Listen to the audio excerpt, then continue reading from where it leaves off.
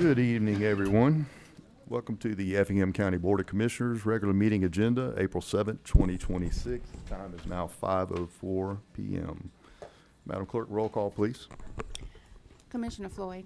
Here. Commissioner Burdette. Here. Chairman Ron. Here. Commissioner Deloach. Here. Commissioner Helmley. Here. Commissioner Kiefer. Here. You have a quorum, sir. Thank you, ma'am. You want to introduce our invocation for tonight? Yes, sir, I will. Commissioners, staff, and guests, help me welcome Mr. Andrew Mosley, who has been a member of the Effingham County 4-H for 8 years. He serves as the captain for the 4-H archery team and holds the county record for the highest score during outdoor competition. He is a senior at Effingham College and Career Academy, where he is a member of several clubs, including the FFA, Beta Club, Chemistry Club, Student Council, and Fellowship of Christian Students. Andrew also attends Effingham County High School, where he is a captain in the Rebel Regiment and tennis team. He attends Compassion Christian Church and is a member of their youth group. After high school, he plans to attend college and major in biology. Help me welcome Mr. Andrew Mosley.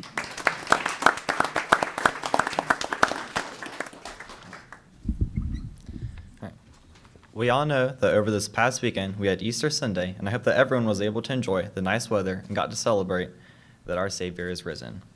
Every year, around the times of holidays like Easter and Christmas, we tend to think about the amazing sacrifice that is the birth, death, and resurrection of Jesus Christ.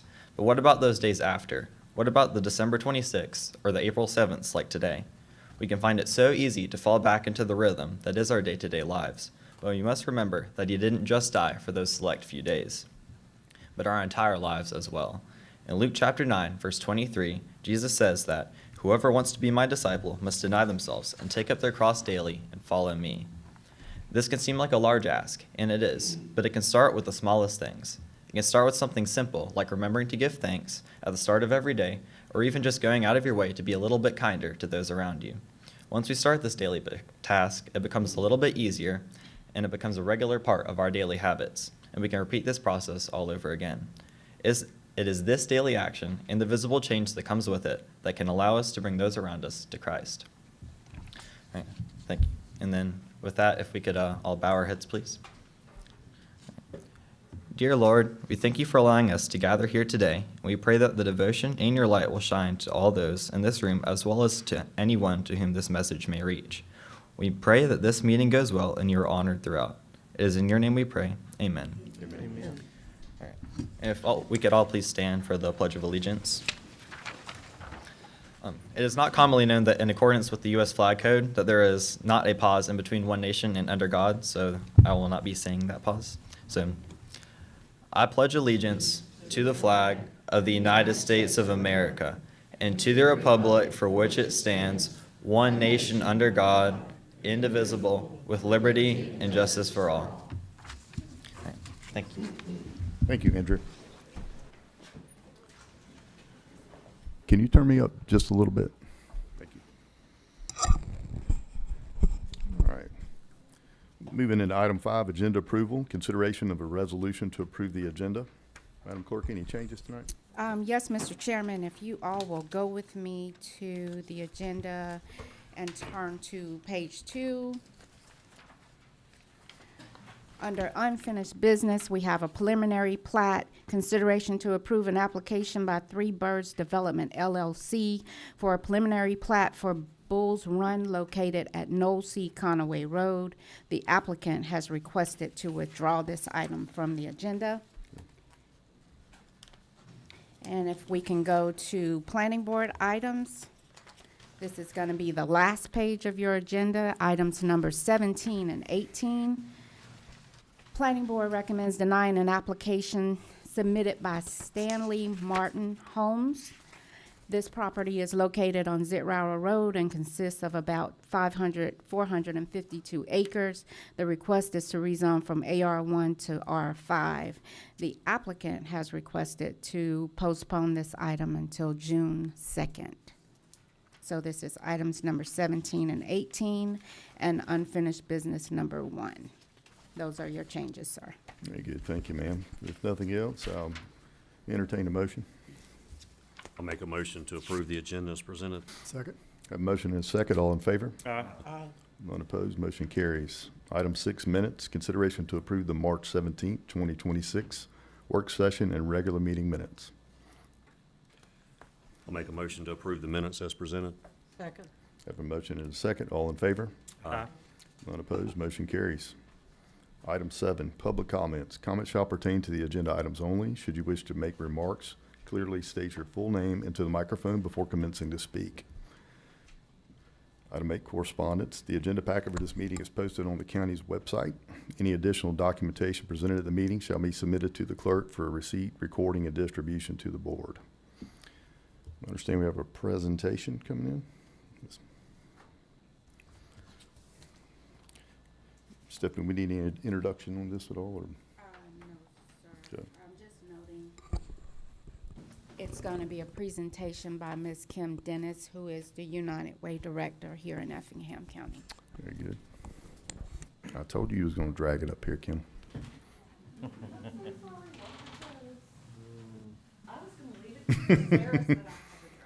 Everybody's neck would be hurting from looking that way the whole time.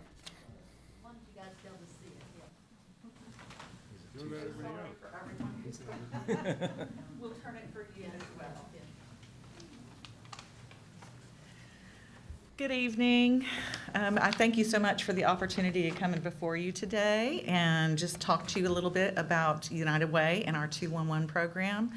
Really, to be honest, I'm here to talk about this piece of art. This is a piece of art that we secured through City of Savannah's Weave a Dream program. It is a grant program where we were allowed to secure an artist. Her name is Inky Brittany.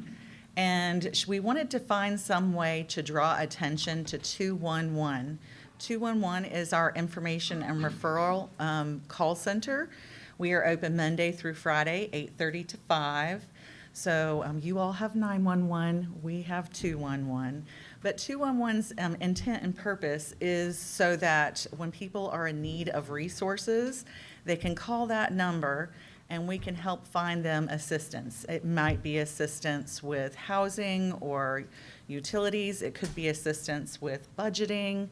It runs the gamut. We even do referrals for people with upward mobility in mind, looking for opportunities for them to improve their own lives.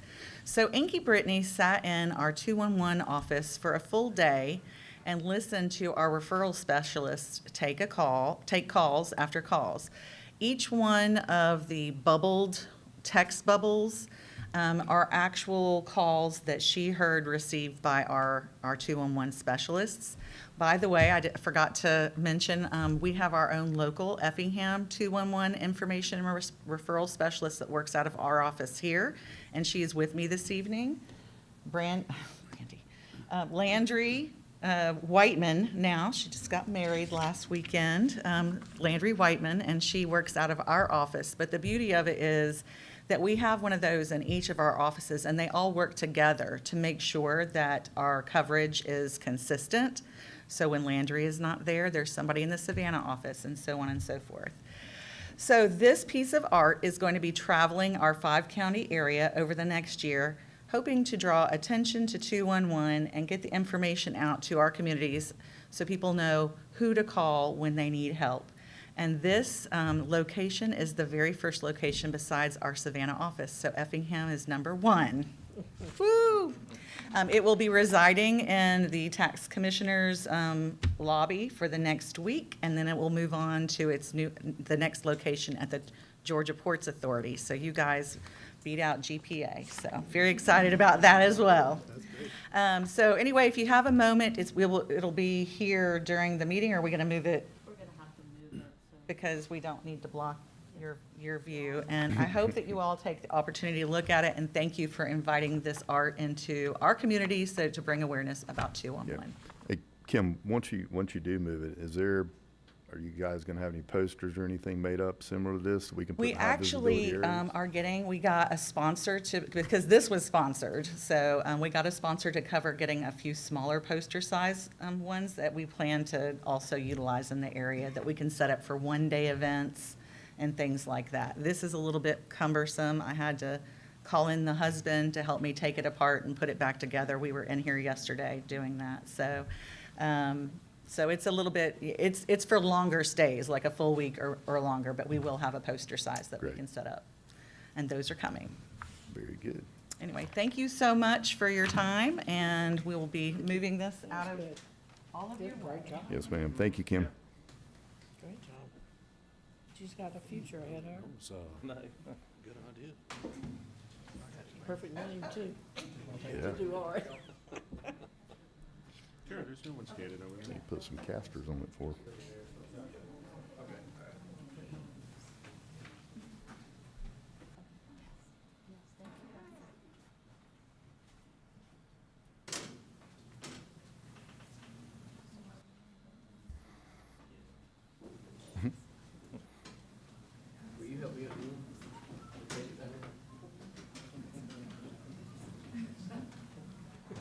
Good job, guys.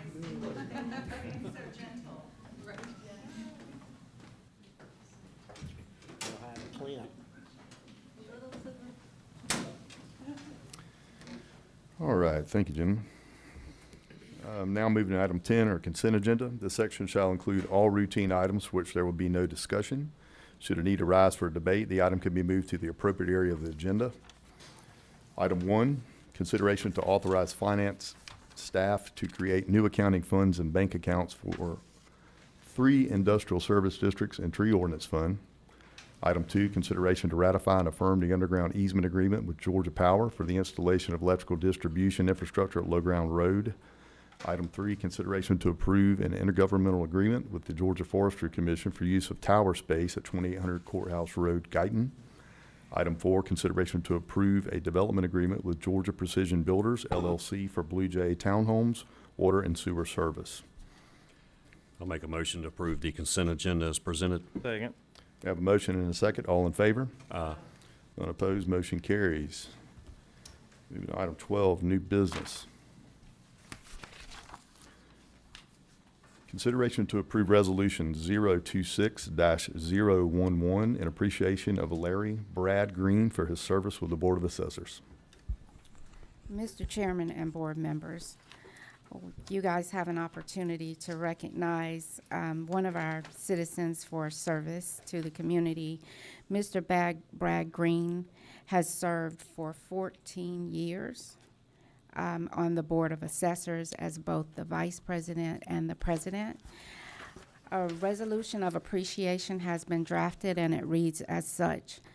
Whereas Larry Brad Green has faithfully and diligently served the citizens of Effingham County through his role on the Board of Assessors, demonstrating unwavering commitment to fairness, integrity, and responsible stewardship of the county's property assessment process. And whereas Brad Green has served as both Vice Chairman and Chairman of the Board of Assessors, providing steady leadership, sound judgment, and a deep respect for the laws and principles governing property valuation and taxation in the state of Georgia. And whereas under his leadership, the Board of Assessors has upheld the highest standards of professionalism, transparency, and accountability, ensuring property assessments are conducted accurately, equitably, and with full regard for the needs and rights of Effingham County taxpayers. And whereas Brad Green's dedication to public service, collaborative spirit, and commitment to continuous improvement have contributed significantly to the effective functioning of the assessor's office and have strengthened public confidence in the county's assessment processes. And whereas the Effingham County Board of Commissioners recognizes and deeply appreciates the countless hours, thoughtful guidance, and steady leadership that Brad Green has provided throughout his tenure. And whereas his contributions will have a lasting positive impact on Effingham County, its citizens, and future Board of Assessors. Now therefore be it resolved that the Effingham County Board of Commissioners hereby honors and expresses its sincere gratitude to Larry Brad Green for his exemplary service with the Board of Assessors and extends its best wishes for continued success in all future endeavors. Let's give Mr. Green a hand if he can come forward. If the assessor can come forward, please. Commissioners, if you can come down. Board members and staff of the assessors.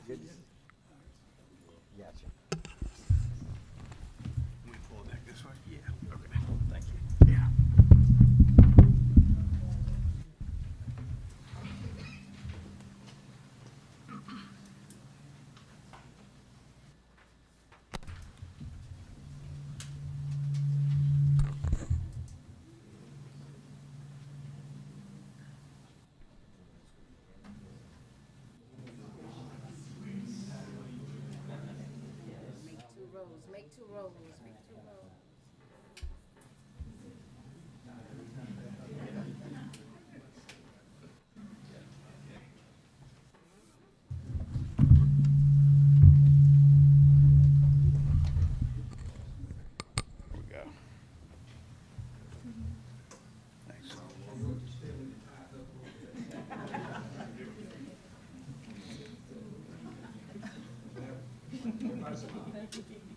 I know.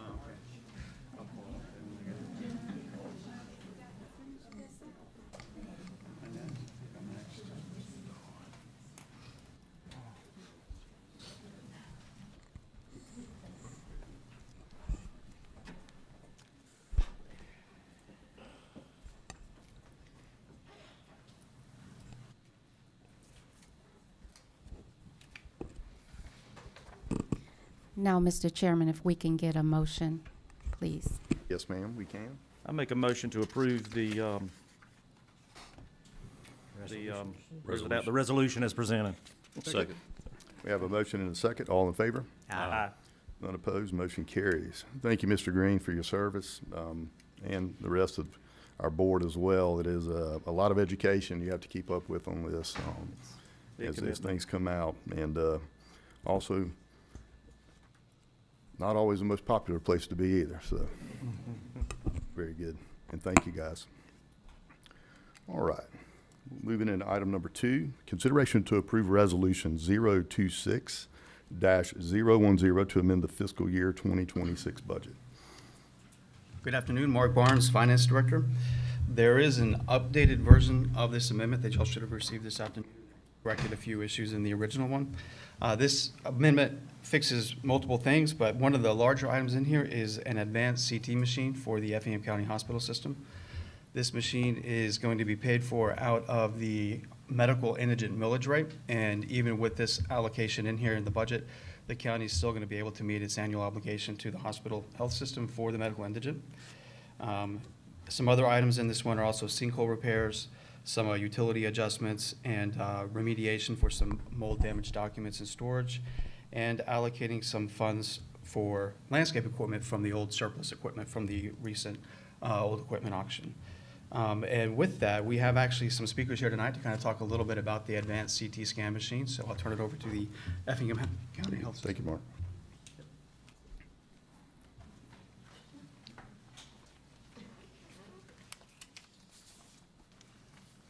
Afternoon. Afternoon. My name is Josh Rape. I'm Radiology Director at Effingham Health System. It's an honor to speak to y'all tonight. I appreciate y'all letting me come.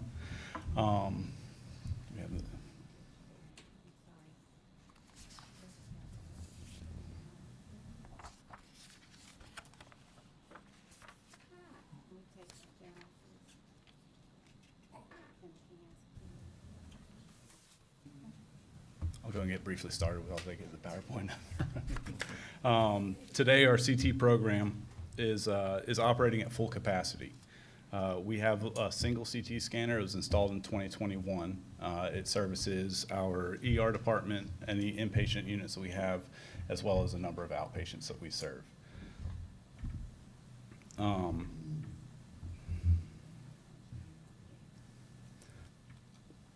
I have a lovely chart to show you that it shows that our volume has increased.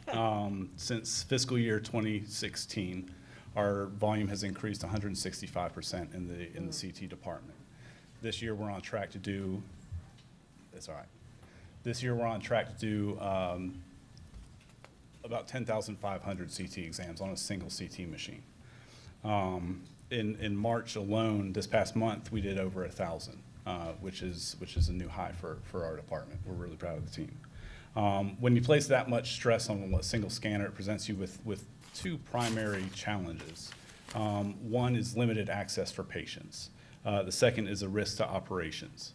When you rely on a single CT scanner, anything that goes wrong with that CT scanner has to be taken down for maintenance. The hospital has to go on diversion, which means the ambulance and the patients they carry can't come to our hospital. They have to go elsewhere.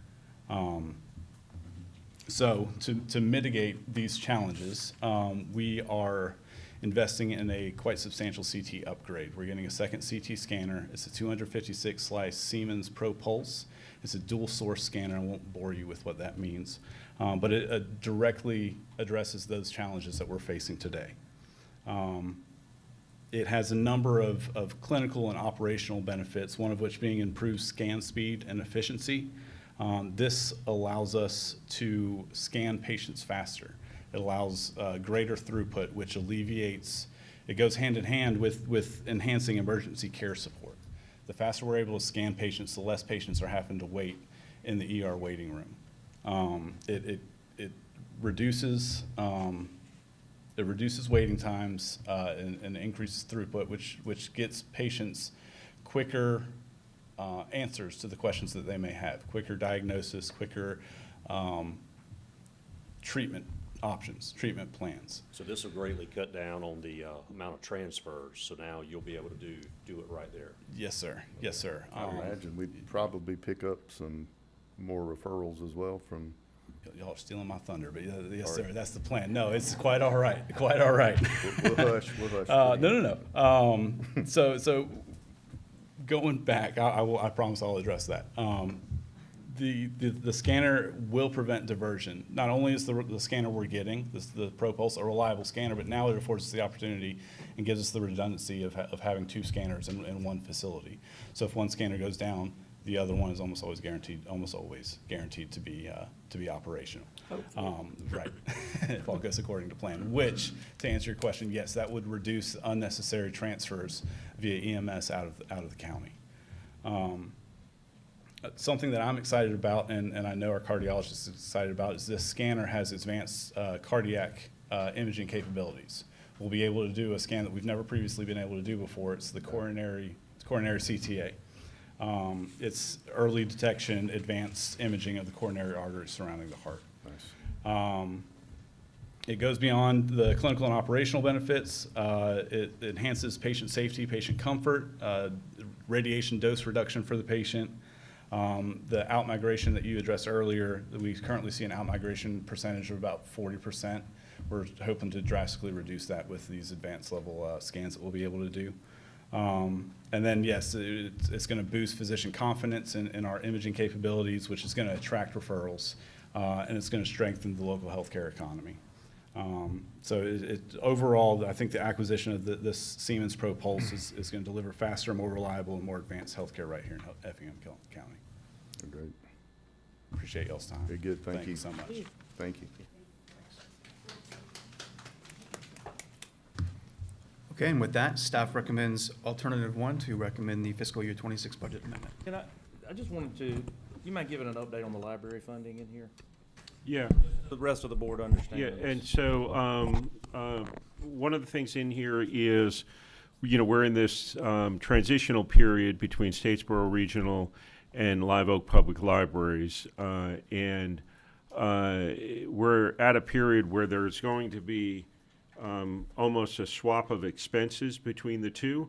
And so our expenses related that are going out to Live Oak are going to decrease, and expenses going out to Statesboro are going to increase, but they're going to increase from zero because we didn't budget for them in the previous year, because the decision was made to switch after the budget was approved.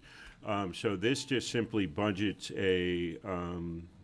funds so that Statesboro can begin to hire employees and put them directly on their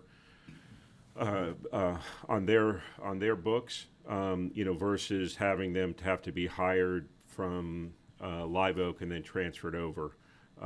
They can get them started, get them training. We've already put some funds aside so there's no disruption in the summer reading program. But this will essentially address that.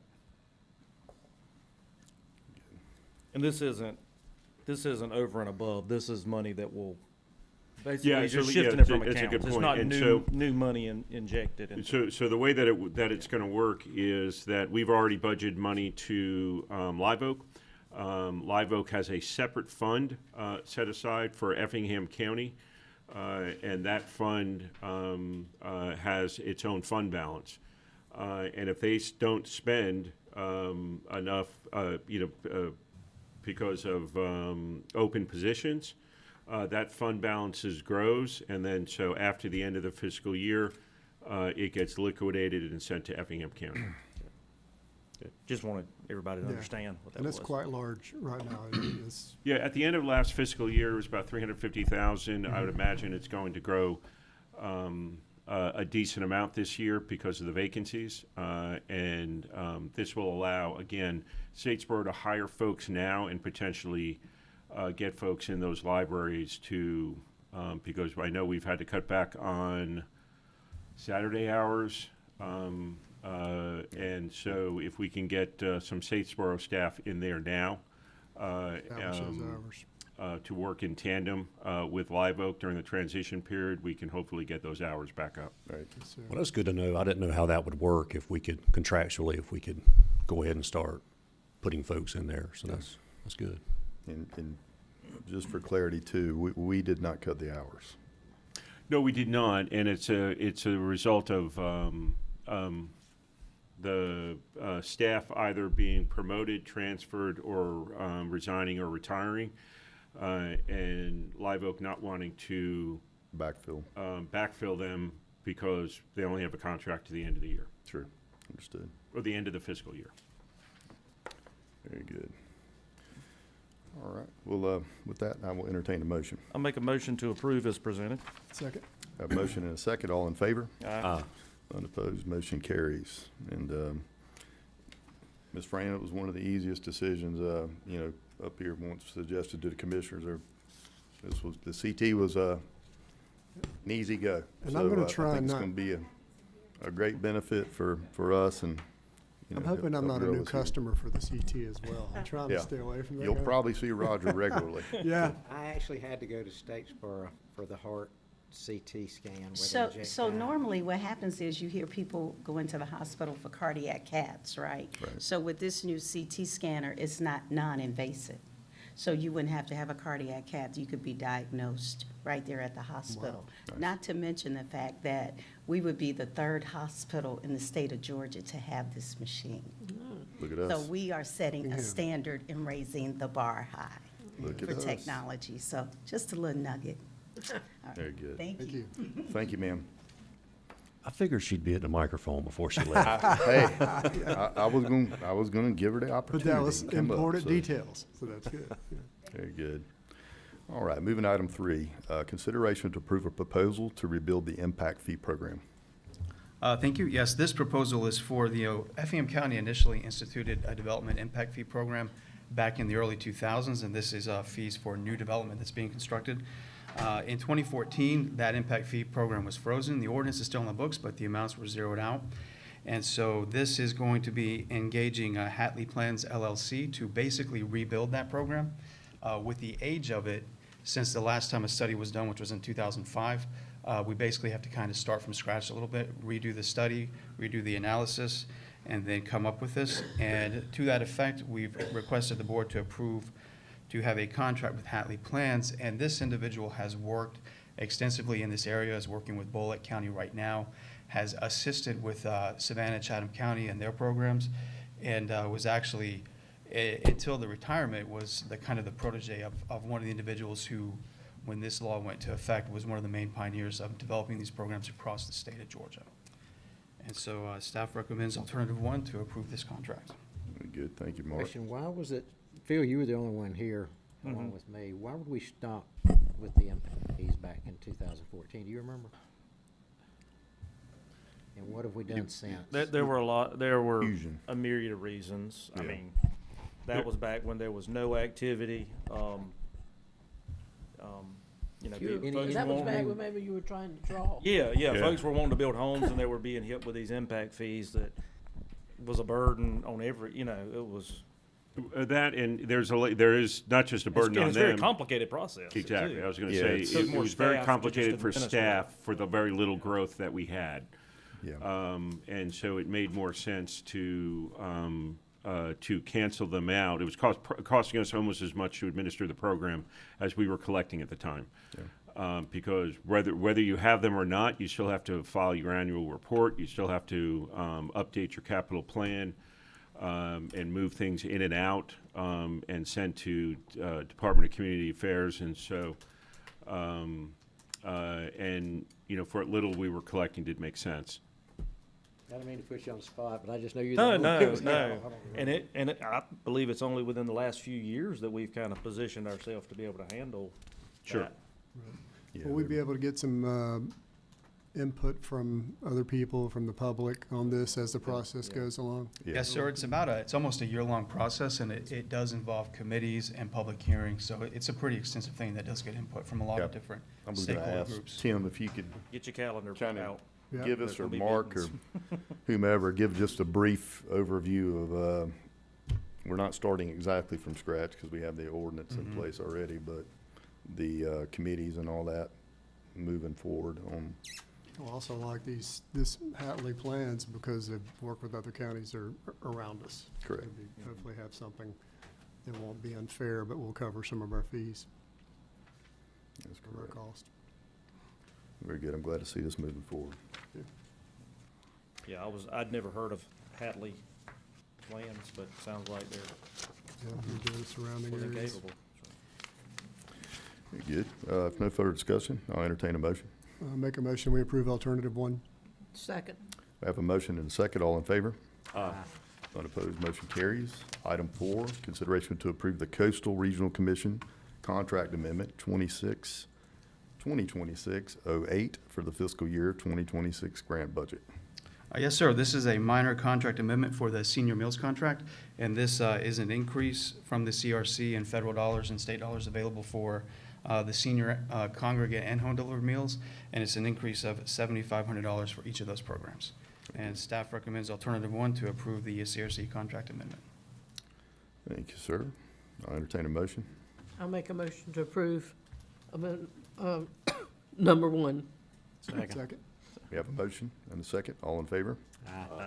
Unopposed, motion carries. Mark, what's our total amount we spend a year in that nut right now? It's, I think each program is around 130, I believe, for the meal costs themselves. So that's just the meals. That's not counting, there's additional money for the salaries. That's a and- lot of meals, isn't it? Mhm. It's a pretty good chunk. I can get you an exact number on that. Yeah, I remember too. I've seen them in the past, we've had the meals on there and everything, and the impact of it, but Mhm. it'd be nice for the public to know what that money pays for. And it's expanding too, man. Yeah. All right, thank you. All right, thank you, sir. Item 5, consideration to approve the first reading to amend Appendix C, Article 3, Section 3.46, accessory dwelling units of the Effingham County Code of Ordinances. First reading approved, 3/17/2026. Good evening, Chairman and members of the board. My name is Akila Wright, Planning Manager with Development Services. This item is a proposed amendment, text amendment to Section 3.46, accessory dwelling units. to establish clear and uniform standards for accessory dwelling units, or as they're formerly known as ADUs within Effingham County. The intent of this amendment is to provide clarity, consistency, and compatibility while allowing for flexible housing options that align with the county's existing development patterns. So an ADU is a secondary self-contained dwelling unit located on the same lot as a primary residence. This can include a detached structure or an attached structure or a unit within the primary home. Each ADU must function as a complete living space with a kitchen, bathroom, and sleeping areas. So currently, the county code lacks clear, consistent standards for ADUs. This amendment would remove ambiguity, create objective for the staff to follow, and provide residents with reasonable flexibility while maintaining rural character. ADUs are subordinate in nature, so they must remain as a secondary to the main home, so the primary dwelling, and they're limited to 75% of the primary dwelling size. The maximum size caps are 1,200 square feet in AR districts and 1,000 square feet in residential districts, whichever is less. They are limited intensity, so only one accessory dwelling unit is permitted per lot. They will not increase density and must remain under common ownership, so they cannot be sold separately. Compatibility protections, they must meet the setback and height limits within the zoning designation, must match the character of the primary home. It cannot be an RV, cannot be a trailer, or temporary structures. The infrastructure safeguards are septic must be approved through DPH for capacity. No additional driveway cuts allowed, and must maintain emergency access. The environmental protections are they cannot be placed in flood zones or wetlands, buffers, or easements. This is an administrative process, so ADUs are administratively approved. No public hearing required, must meet all objective standards, and require site plan review, floor plan, and utility verification. This is just to ensure consistency, efficiency, and a reduced burden on the board as well. This ordinance does not allow subdivisions of ADUs. It does not increase in, density beyond what the existing zoning allows, and it is a permitted use. Overall, the ordinance creates a balanced approach by allowing housing flexibility, maintaining neighborhood character, providing clear and enforceable standards.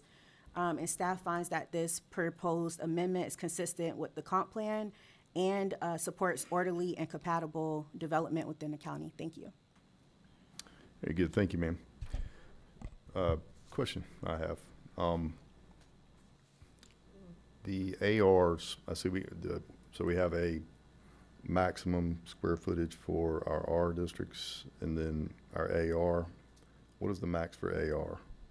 The maximum is 1,200 square feet or 75% of the primary dwelling, whichever is less. Okay. The only thing I think on that is if, say you got 200 acres and you're an AR1, is there no way to maybe tier this a little bit to where they're not limited to that particular, because, you know, if you got an accessory dwelling unit on the backside of your 200 acre property, They'd have to ask for a variance, I guess. yeah, I guess they could request it, but if we're trying, if the intent is to, Not make You it know, complicated. Stop having so many variants requests, Right. letting people, you know. if the intent's to, you know, let staff, you know, make decisions based upon what we legislate here, is that something to possibly consider? Well, I've had some other issues recently, and I've discussed it with Tim, where they want to build an accessory structure first, so they can go ahead and get a shop built, but we're not allowed to because of our code.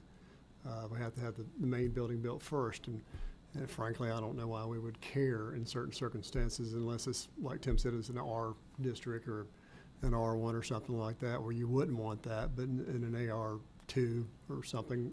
Conforming. Yeah, as long as it conforms. Yeah. you know, why not allow that? Or at least, I know we don't like too many variances, but have some kind of variance process to where, hey, if I want to go build my shop first, so I can go ahead and move some stuff out there, they should have that prerogative to do that. I don't know why we really care if they built that first or the house first. And then some kind of mechanism if they were just trying to get around our system to build something like that, you know, maybe they lose a permit or something like that. I don't know what that looks like, but some way we'd have a little more leniency in those types of situations. Yes, so, If that makes sense, and I'm kind of rambling, but. Yeah, because the first thing I think of something's like a barn dominium that kind of has a dual purpose. Yeah, yeah. To where you So they have could do that. storage area, but also a living quarters. And as some may well. want a ADU and some may just want an accessory structure. And I think, you know, after talking with the county manager, I think the purpose behind this is to make sure they don't start a company of some sorts and we don't know, you know, so that part makes sense. But if somebody's legitimately trying to build an accessory structure, you know, why would we care if it's built before the house or after the house? You know, so this is an accessory dwelling unit, not an accessory structure. I know, this is just an add-on to what we're talking about, because sometimes there will be dwelling units that may want to do that too. And because we do have a variance for, you know, allowing them to live in a camper while they're building their house. But we want to allow them to build an ADU while they're building a house. So, you know, I think we need to bridge the gap in some way for both of those situations, you know, where it'd be a structure. And I think Phil had. Well, I just for an example, using the somebody had 200 acres. They had a home, they built an ADU for an aging parent to live in. But it's 200 acres and they have a pond. They wanted to build a pond camp. Yeah. Just a small pond camp, but if it had a room, you know, and fit the bill, they can't, right? Because you can only have 2. Right. And I know that's not the intent, but, Well, can we put an acre limit then? well, that's what I'm thinking. Yeah, that's what I'm thinking. And I an mentioned acre that, limit. Pam and I talked about that earlier. Rather than do it zoning, maybe look at acreage, Acreage. rather than tying it to zoning. Just an idea. Well, and one thing I can be, that could provide some clarity on the dwelling unit. My understanding, correct me if I'm wrong, is that if it's more than 5 acres, you can have an accessory structure on the property without a dwelling unit. And so that does have an acreage, Does have an acreage. We already have a mechanism for the requirement on it. larger places. And, you know, it's the kind of the dwelling unit component of it that that they wouldn't. And quite frankly, we do this with trailers sometimes when they're building homes. So that's one way. If the purpose is to simply say, hey, I just need, you know, if you were going to build a detached garage with a dwelling unit on top of it, and as part of the construction of your home, could you build that first, live there while your larger home is being built? I think that may be a situation where we simply mimic the allowance or variance that we allow on the trailers, to say that it's for a temporary purpose. The person has to, we make the person have a building permit when we've done those trailer exceptions. So that's one option we could, but it would require some sort of dwelling structure on it. You know, like if it's a garage, we'll have to have a living unit above it. So, you know, there are some tweaks we could make to this to try and accommodate the special situations that folks have. That would fit in line with the camper RV situation, so. Right, so it's almost At least identical. some kind of mechanism for them to do that. Yeah, and so we just have to somehow word it appropriately so that, you know, the person has some obligation to actually build the Right, house. so they're not just doing it to get around. And that they don't just. Stay in that. Yeah, they don't just say that, build the garage with the room over it, then. Well, the Never built a house. ADUs they're not assigned an address, right? These would be, based on the Good. code. Yeah. And being that they're accessory Attached. to a principal, we base the standards off of the principal. So it would, the way that the wording is, it would be kind of impossible to build an ADU before the principal dwelling. Okay.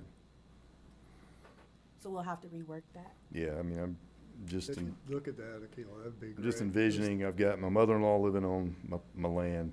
I've got my house, and then I've got a pond, 50 yards back, acres back there, and I wanted to put a pond house, a rec house back there, basically, that could, also serve with a kitchen and potential guest stay and all that as well, so. It may be few and far between, but, just something to think I about for haven't had that come substantial up pieces much. of property. It's been pretty unique that I've had, but it's recently come up. Well, somewhere like where, Jamie and Beth's area, where Yeah, especially got the greater wide open acreage, areas. correct, so, And what, let's have the leniency where we can. but yeah. Anyway, that was all. Anyone else? I will say this is first reading. I think on the original agenda, it said second, so, but this is first reading, so if there are some changes you needed us to address, we can look at doing before second. Yeah, the only other thing I guess I kind of question, if someone could add on to their home, fully attached, add on a suite for an aging parent, that's gonna be considered an ADU, even though it's just an addition. But what makes it an ADU is, It's a second dwelling unit. Do what now? It's a second dwelling unit, right? yeah, but I'm talking about a full, You're full- like, it's an addition to your home that you, just for an example, an Asian parent, a single Asian parent that wanted a little kitchen Right. and a living room area and a bedroom and bathroom, that would be considered an ADU, right?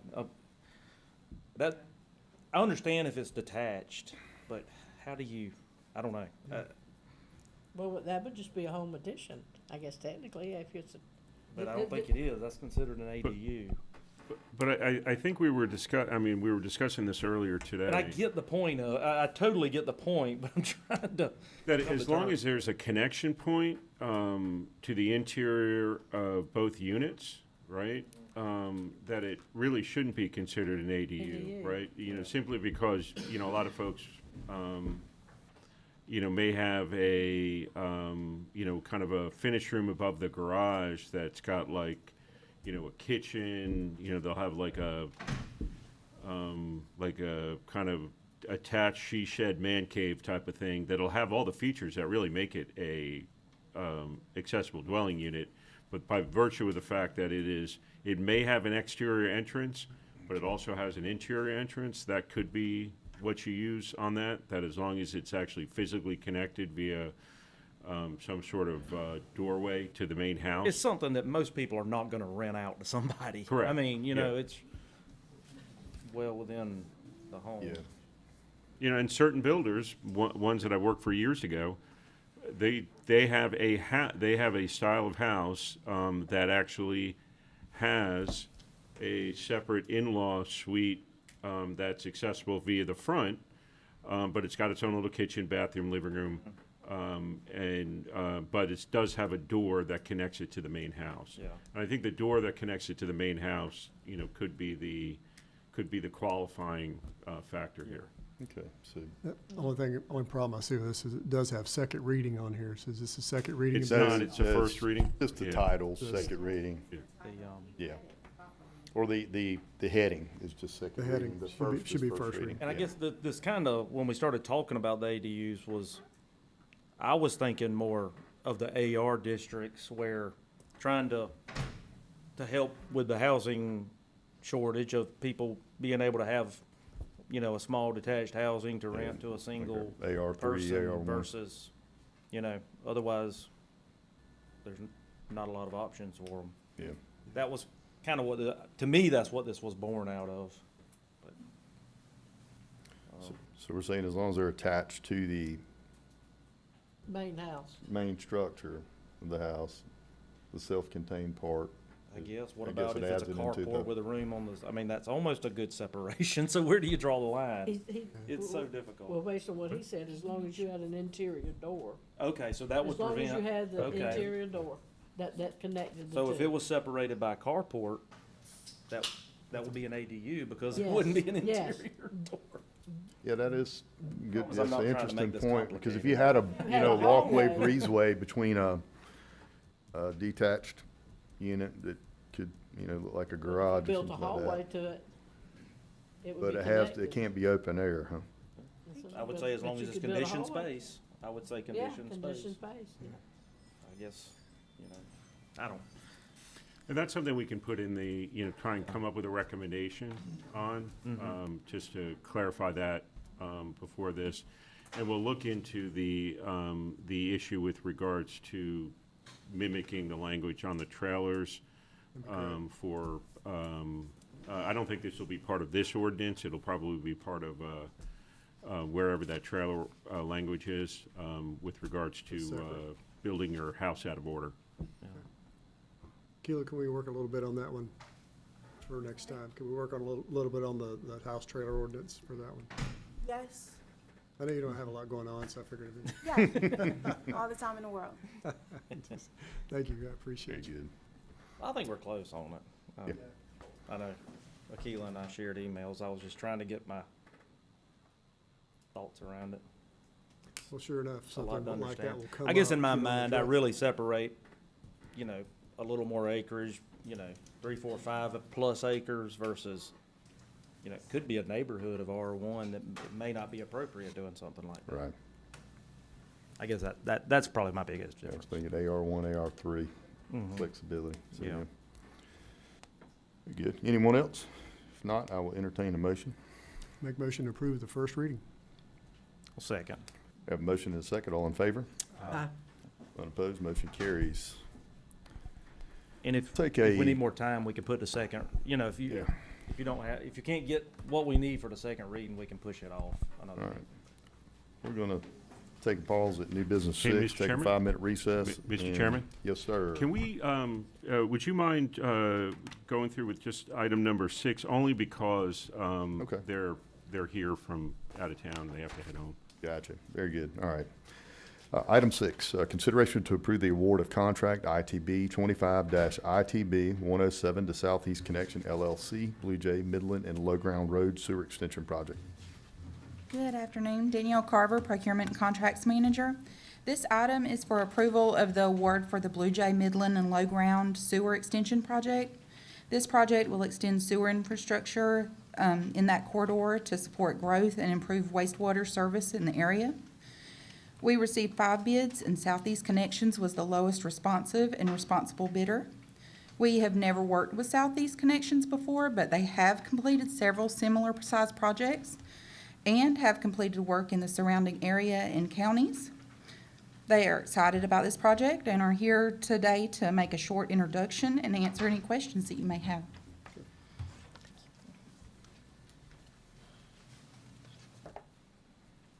Good evening. Evening. I'm Matt Slonica. I'm the Vice President of the Water and Sewer Division for Southeast Connections. Southeast Connections is known for gas work all over the southeast. My team and I have been doing water and sewer projects going on about 30 years now, all over the southeast for numerous different companies. I've owned my own company back years ago. We teamed up with Southeast a little over a year and a half ago. They wanted to get into the water and sewer side of the business. Been very blessed and honored, like I am tonight. I'm very blessed and honored to be able to bid this work. I'm glad and happy that we were the low bid. We're looking forward to hopefully building this project for y'all and the residents of the county. We're ready to get the ball rolling. You know, we've worked in every major city and county across the southeast. We've done a lot of work down in this region. We have a SEC branch office in the city of Savannah now that is going to be sharing some stuff with this project that is the gas division. Yeah, I mean, which I put together a little flyer of the background of the SEC, my background, my staff and everybody. I mean, we on a whole throughout each year, SEC across the whole companies, multiple companies, we do a growth of about $480 million a year. and we're looking to expand into this region more. You know, we're honored and happy to do this job for y'all, but we're not just looking at this job, we're looking for numerous more jobs, numerous years of helping y'all build, grow, whatever the case may be when it comes to water and sewer, or if gas comes into the county, but, pretty much it. I mean, Very good. Well, thank you, sir, and welcome to the area. thank y'all. I've seen the logo on trucks, so I know you're in the area, but. Yeah, we are all over the place. Very good. No questions, I'll entertain a motion. Make a motion to approve alternative one. Second. We have a motion and a second. All in favor? Aye. None opposed, motion carries. Now, we'll take a quick brief break. Try to get back in here, Roger, at 5:07 to 5:10. 10 minutes. 5:10? 6:10, 6:10, then we'll do our planning board.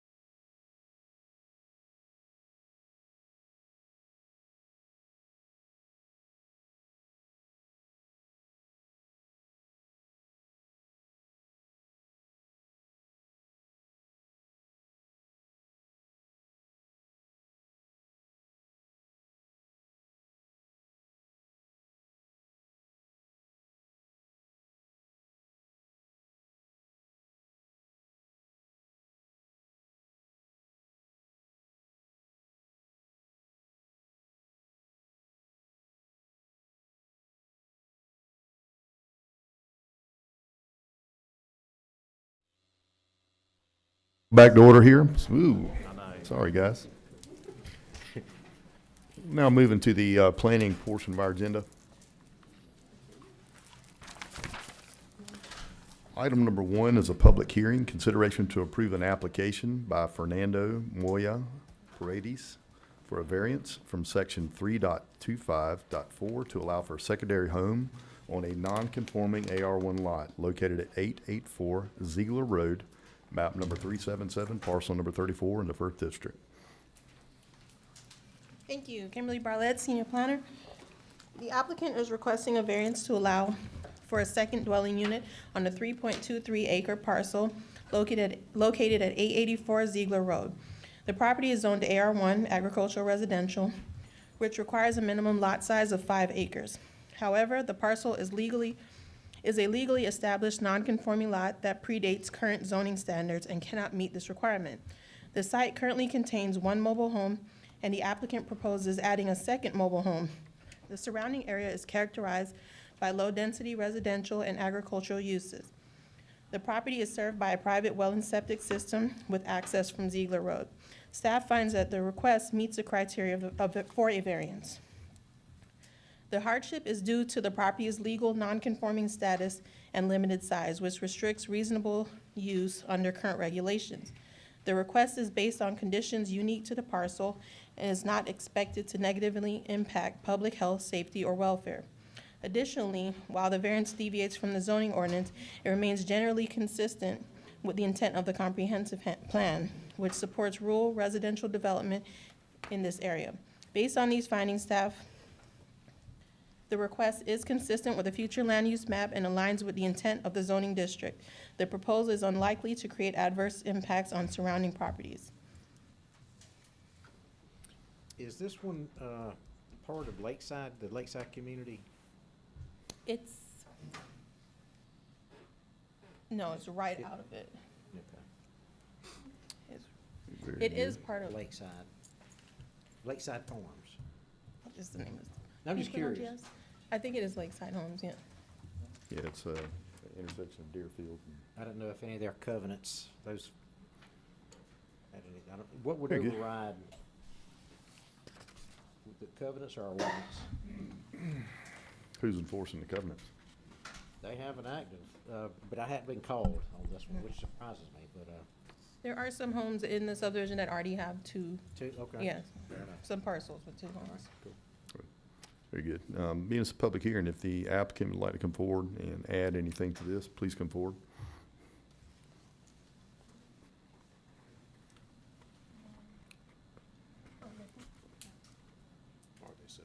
Anyone? They're here, but they didn't want to Okay, speak. very good. If anyone here is opposed, please come forward.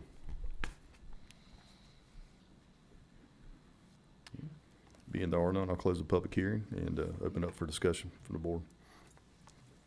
If it's conforming, I don't have an issue with it, and if there's already some in that neighborhood. But I hadn't had any calls concerning this, which I'm surprised. Well, I do have questions, because it's gonna come up later. There's another one that's very similar. Because the ordinance says, a building permit may be issued for a single-family dwelling on any non-conforming lot.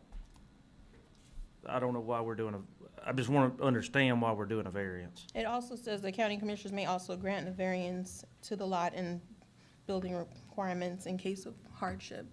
So it does say that. For a substandard, what is a substandard lot? Substandard lot would be essentially a non-conforming lot, one that's created based on the zoning that was placed on the property before zoning started. So you're saying non-conforming and substandard are the same? In a sense. I mean, I have to understand the difference between the two. Substandard to me would mean some kind of condition to the property as opposed to non-conforming. But the problem is, I can tell you what a non-conforming is because it's in the definitions in here. Right. There's nothing on what a substandard lot is in our ordinance. Gotcha. We're all just guessing.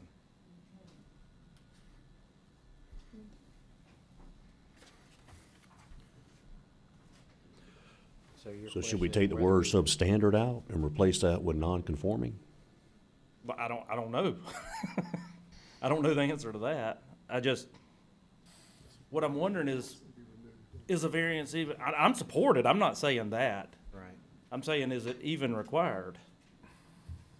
Just because it's non-conforming.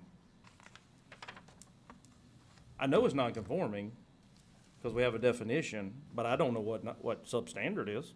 That's just a word thrown in there, there's no definition. And it does not, our ordinance doesn't intend for them to be the same, because it says this, hold on. Oh, A building permit may be issued for a single-family dwelling on any non-conforming lot, excluding substandard lots. So that tells you they're two different things. But what are they? Right. okay. Okay. I mean, I'm confused, legitimately. Well, and this could be, where it comes in that, well, I don't know if it'd be the substandard of the lot, but when the setbacks, because of an existing property on it, do not meet the current setbacks because that home was already there when it was applied the zoning. That doesn't necessarily make it the lot substandard, it makes the house non-conforming. Yeah, if you look at the definition, yeah. that's the definition. of Yeah, so non-conforming. I'm I kind know, and of, I'm I've not, talked myself out of it, so, Yeah. thank you. I mean, I legitimately want to know what substandard Basically, we is. need to define what substandard is if we're gonna use the wording in there. Well, I mean, we're also saying that the 5 acre AR1 is not going to apply here because it is a non-conforming lot? So that sort of defeats our purpose of what we're trying to do On what with now? AR1. Is that, am I understanding this? Can you Okay. restate it? Before we changed That's, everything. yes. This was all, No, this was all before we Yeah. changed it, because I know. Yeah, I'm just talking about we're- what ordinances we have Yeah. now. Right. Yeah, but that's what I'm Yeah. saying. We've got an ordinance in place that's trying to look at what AR1's supposed to be. And we're saying it's not going to apply to this because it's not 5 acres. Right. And so you can split that and not Well- have to conform to if it was 5 acres? That's what I can't get through my head. Yeah. Because it seems to defeat the purpose. Well, if I've got anything under 5 acres, then I can do what I want to do. I mean, we don't have to abide by what we said we were gonna try to do with the I'm 5 not acres. following that, I'm sorry. I'm sorry. And I'm not trying sure- to. I'm not even sure if I'm following myself. I'm just trying to understand what to do with this, I guess. Yeah.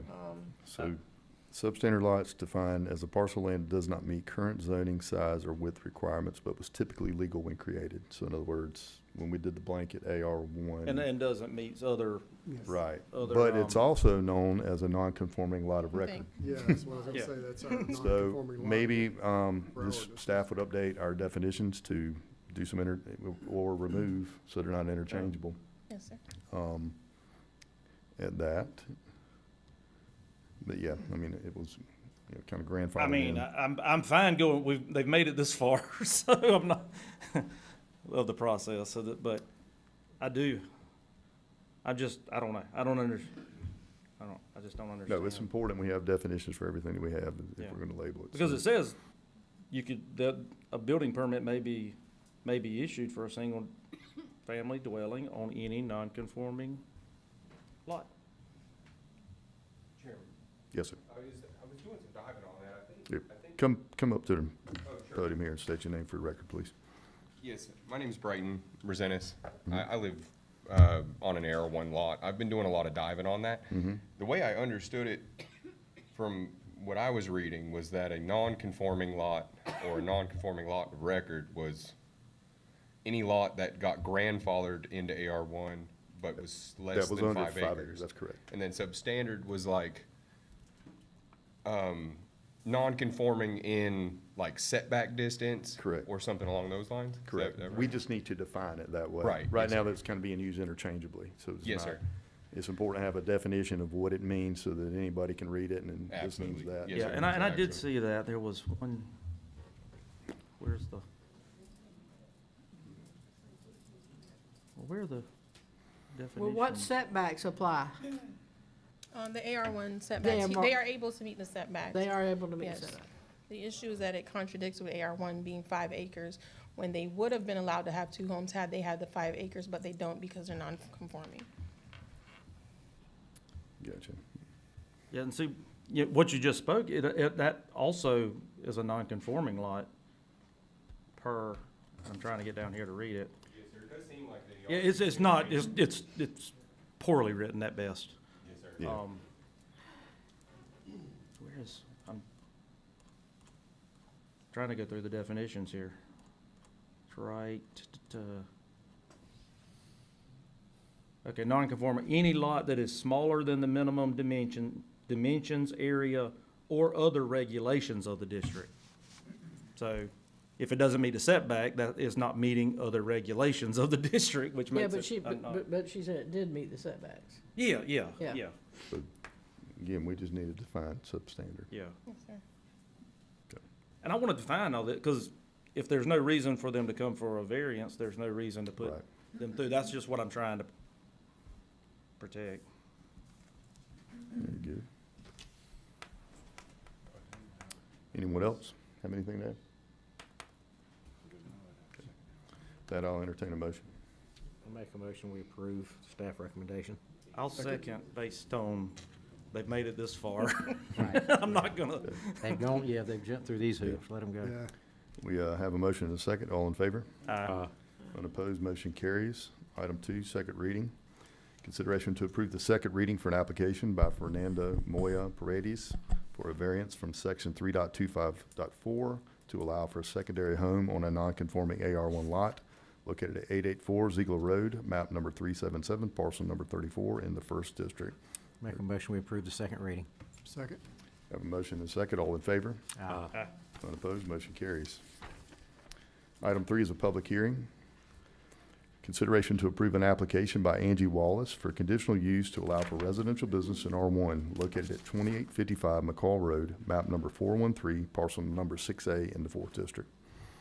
Thank you. Kimberly Barlett, Senior Planner. The applicant is requesting a conditional use approval to operate a home-based photography business within an accessory structure located on a 2.69 acre parcel at 2855 McCall Road. The property is zoned R1, single-family residential, and it currently contains a single-family home in a rural residential area characterized by low-density development and agricultural uses. The proposed business will be owner-operated with minimal on-site activity, as most photography sessions will occur off-site. Approximately 20 clients per year are expected to visit the property, with sessions conducted inside an existing 20 by 24 accessory structure. Hours of operation are anticipated between 10 a.m. and 8 p.m. Staff finds that the request is consistent with the intent of R1 zoning district, which allows certain low-intensity residential businesses through the conditional use process. The proposed use is compatible with the surrounding area due to a large lot size, minimal traffic, limited operational impact. The business is not expected to adversely affect neighboring properties or alter the rural residential character of the area. Staff, based on the findings, staff does have stipulations that, 1, in Effingham County, occupational tax certificate shall be obtained and kept in good standing. 2, 1 non-illuminated freestanding sign may be allowed during the specific business hours. 3, all applicable zoning and development standards must be met, including but not limited to setbacks, access requirements, and any departmental review standards. 4, the conditional use approval applies only to the owner-operated residential business as described in the application. Any expansion of the business, addition of employees, or significant increase in customer traffic may require additional review and approval by Effingham County. Very good, thank you, ma'am. Mrs. Wallace, if you have anything you want to add, or your representative, please come forward.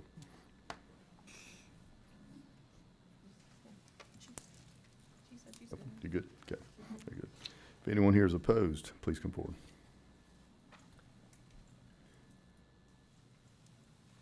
Being there are none, I'll close the public hearing, open up for discussion.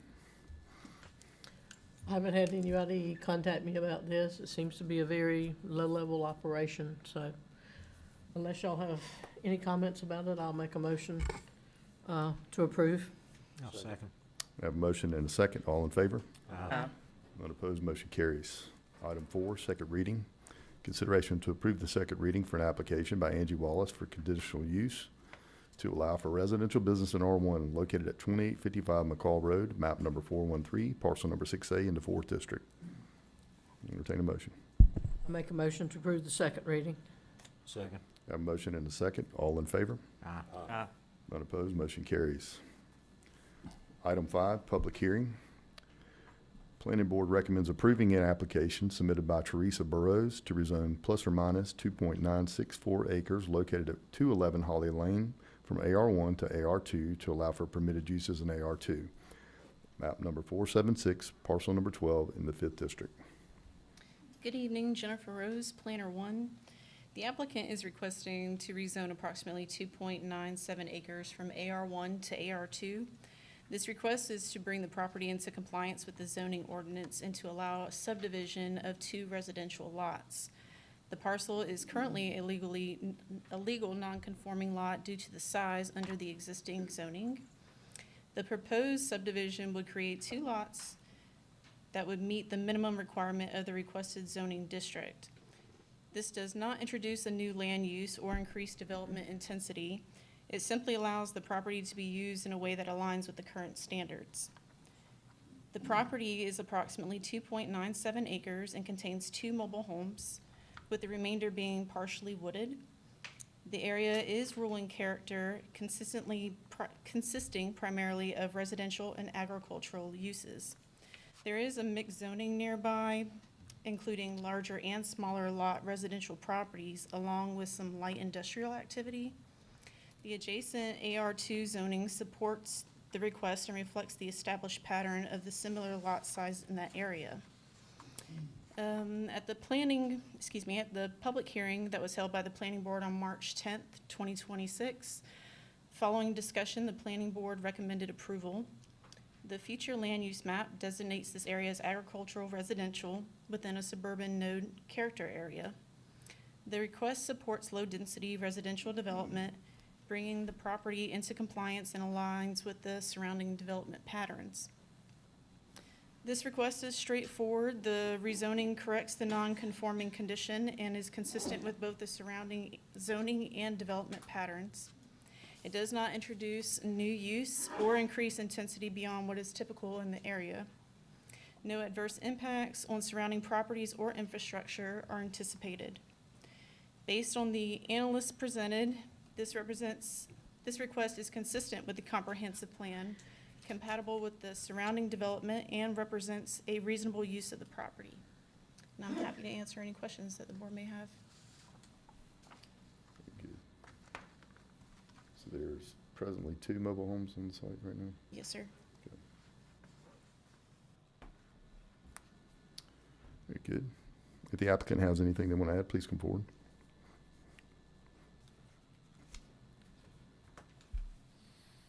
Public hearing, right? Yeah. Yeah. Yes. Okay.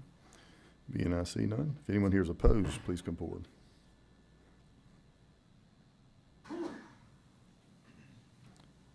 See no one from the public opposed. I will close the public hearing, open up for discussion.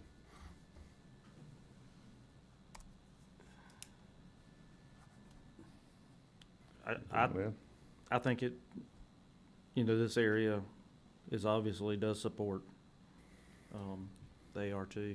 It's consistent with what's around it. And it's being used as such now. Gotcha. I will entertain a Virtually. motion, sir.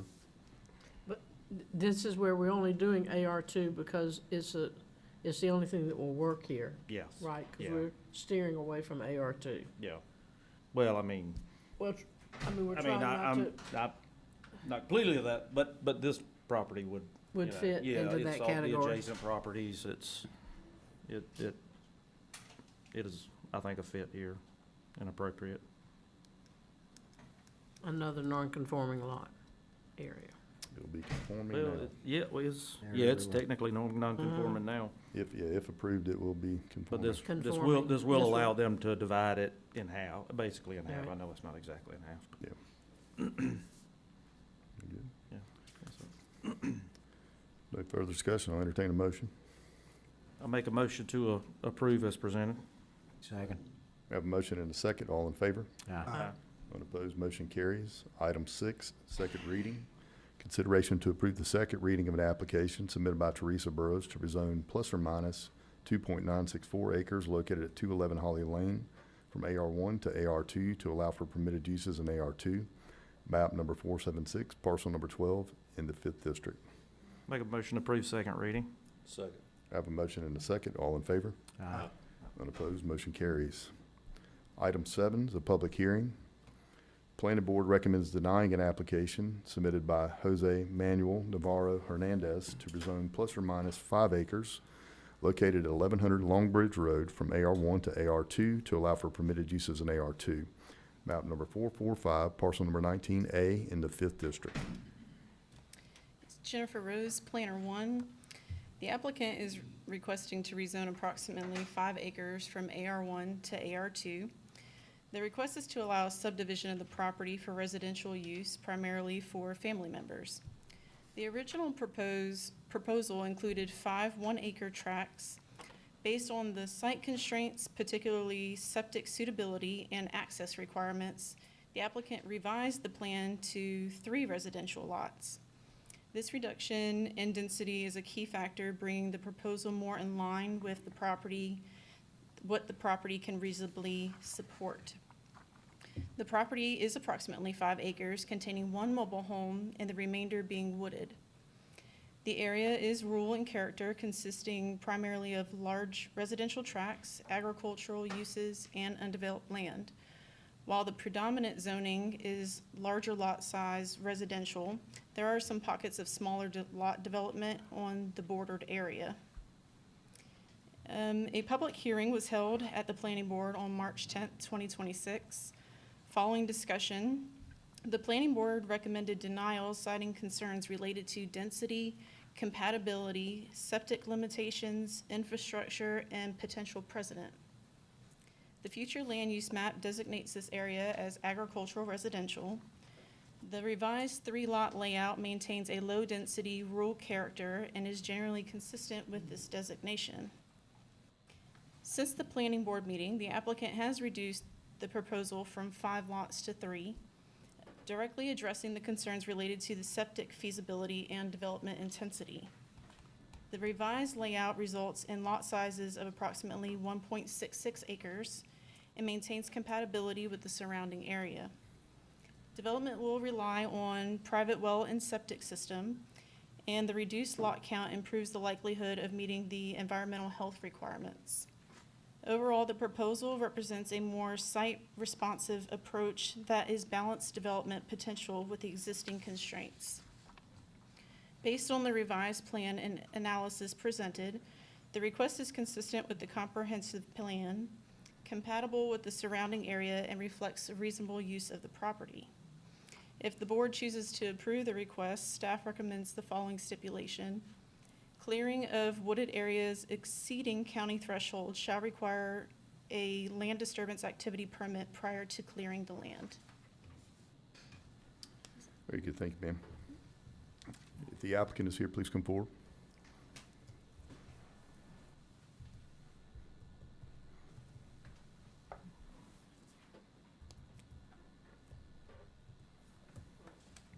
My name is Juan Sanchez, and I'm the nephew of Jose Navarro. Very good. Is this a residence of Mr. Navarro here? Yes. Okay, very good.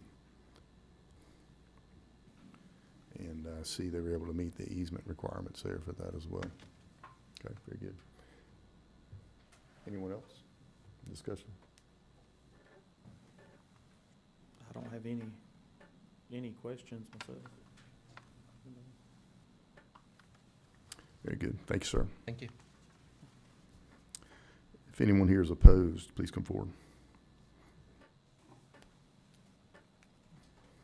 Good evening. My name is Kimberly Callahan, and I live next door in the back portion of this property.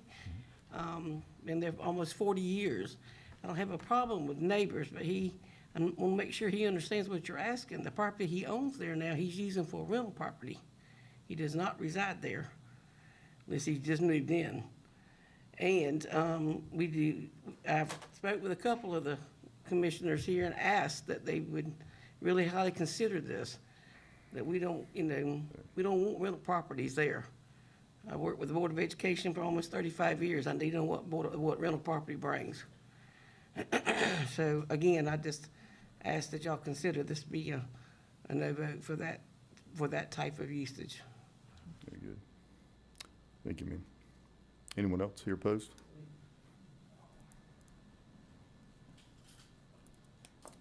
Thanks for having me. Brighton Resentis again. I live at 1134 Long Bridge Road. My predominant concerns are that I don't like the precedent that it sets for AR agricultural communities. I fear that changing the use so close on that Long Bridge Road, we already have a lot of developmental pressure. Even just the traffic on the road has increased dramatically.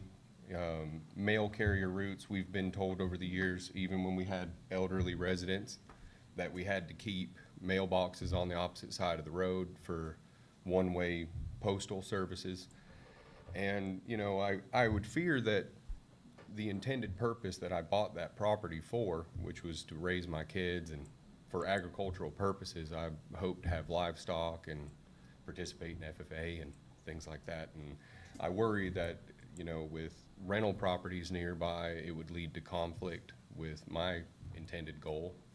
And my intended goal is in line with the zoning.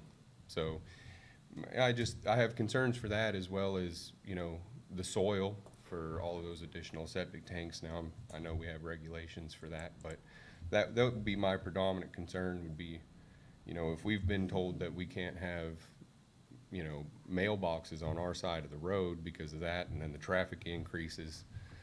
That's just my predominant concern, would be that I don't want the land that I bought so that I could raise livestock and chickens and goats and things to turn into a situation where I have to have a conflict with people who aren't using the land nearby for that reason. And, you know, as it sits, it's serving the purpose that it was intended for. It's an agricultural property with, you know, a single family dwelling on it. And me personally, I'd like to see it stay that way. But that's all I had to say. I appreciate you guys for having me. Very good. Thanks, sir. Anyone else here opposed? Hello, I'm Allison Brock, and I own the property at 1162 Long Bridge. I've got right at 27 acres for the same exact reason. It's AR1, and I'd like to see it stay that way so that we don't have any issues or conflicts associated with the zoning issues. Thank you. Thank you, ma'am. Anyone else?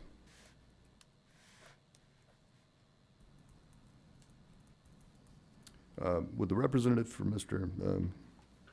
Navarro please come forward, or Hernandez?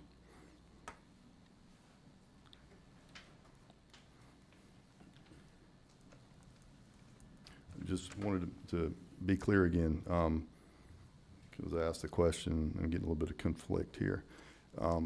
Does he reside at this property, or is this a rental property presently? Is he what? Does he live at the property? So if I No, can- right now one of Okay. his cousins living there.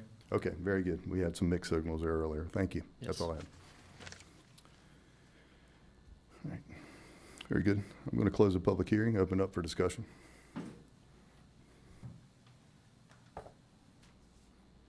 Just gonna let y'all start. I mean, well, it's his property. It's conforming. There's other smaller lots. I mean, I understand you don't like it, but it's his. It's that simple. I've been a renter in the past. I mean, I don't have a problem with rentals. But that's my 2 cents. Good. Anyone else? Well, since we've had such an applicable, few meetings, I guess we have to be on the opposite side. Oh, we gotta be. This time. I agree that, first of all, I think we're staying away from trying to stay away from AR2s. AR3 may be something I would look at a little bit differently here, but it's not. I am concerned too about the use of the property. I think there's some valid concerns there. This is right across from my district. I think the precedent, as the gentleman mentioned, is something we need to consider. I can't support this. I think we're leading, we're gonna set a precedent we don't need to set. And I do think that the board itself was trying to move away from AR2s anyway. This For me- for staff, how many, do we have any other AR2 or similar sized property? I'm looking at the map here at all. Okay. Good. Sorry, Roger. Go ahead. For me, I mean, the denial at planning board is a concern. I'd like to see it go through planning board again and with the 3 instead of just the 5, instead of making those changes. It's kind of hard to support after I get a denial from planning board and then coming up here and making the changes. And there's some concerns with the rental, but yeah, I could really go either way on this because I do respect property rights as well. That's that part of it. But the planning board, for me, I think that's a process we need to honor and take in consideration and go back through that process in this case. Yeah. Just my 2 cents. Well, Commissioner Lowe, do you have any comments or not? I was just gonna say, I do share the same concerns that Commissioner Helmy mentioned and also Commissioner Burdette. And I do want to respect the planning board process. You know, I feel like they made their decision based off of certain details. Those details got changed. And I mean, that definitely does weigh heavily with me with their decision. That's all I was gonna say. If it was to go to the 2 lots, which I don't know if that'd be anything they would entertain, but that may be something that's more tolerable. Beth, you mentioned that. So. I think the planning board offered him that. Okay. To go to 2? He offered him the 2 lots. Okay. How much they understand is a different story. But he said no.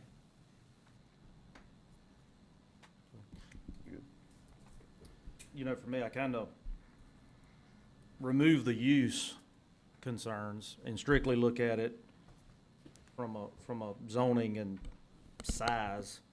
You know, everything in there is pretty much conforming AR1. And I do agree with property rights, and he has a right to rent it as an AR1. As it is, you know, we're certainly not taking that right. But you know, just looking at it, there may be a couple of smaller parcels there, that are less than 5 acres, but there are not many. Just looking at it from above, it's clearly, this area is AR1, 5 acres or larger at this point. I couldn't see that changing, so that's my 2 cents. Unless anybody has any better argument against that. But with that, I mean, I can't, I'm gonna put a motion to deny this request, based heavily on planning board. I know they spent a lot of time on it. So with that, my motion to deny stands. Second. We have a motion and a second. All in favor? Aye. Motion does not carry.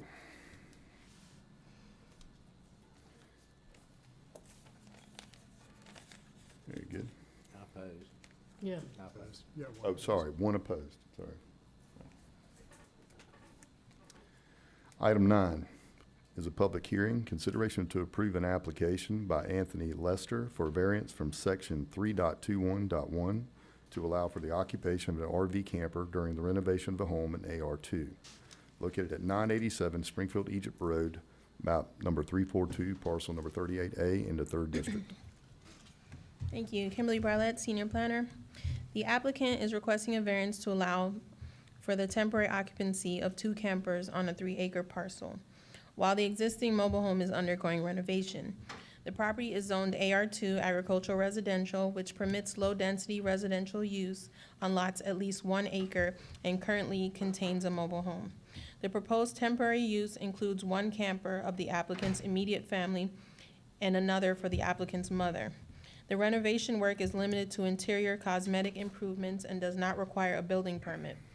The surrounding area is characterized by low-density residential and agricultural uses, and the property is served by private well and septic with access from Springfield Egypt Road. Staff finds that the request meets the criteria for a variance.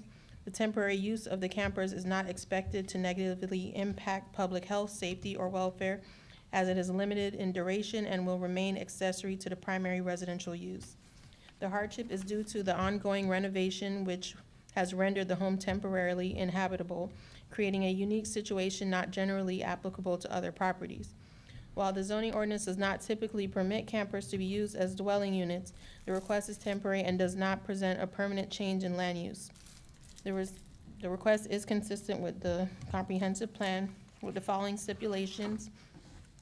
The RV camper may be occupied for up to 12 months during the home renovation. Should any extension be needed, the applicant shall come before the Board of Commissioners for approval. And 2, upon completion of the renovation, the camper shall be vacated and disconnected from the well and septic. Good, thank you, ma'am. It's a public hearing. If anyone here is, the applicant is here, please come forward.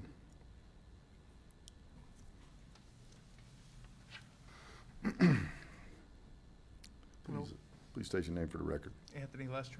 Thank you, sir. Very good. Anything you want to add to this, sir?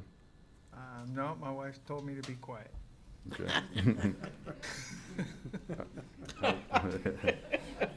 You're the smartest man we've had up there all night. Your wife, happy life. There you go. Do you think you'll have the work completed within 12 months? I believe so, sir. Okay. We are, yes. Okay.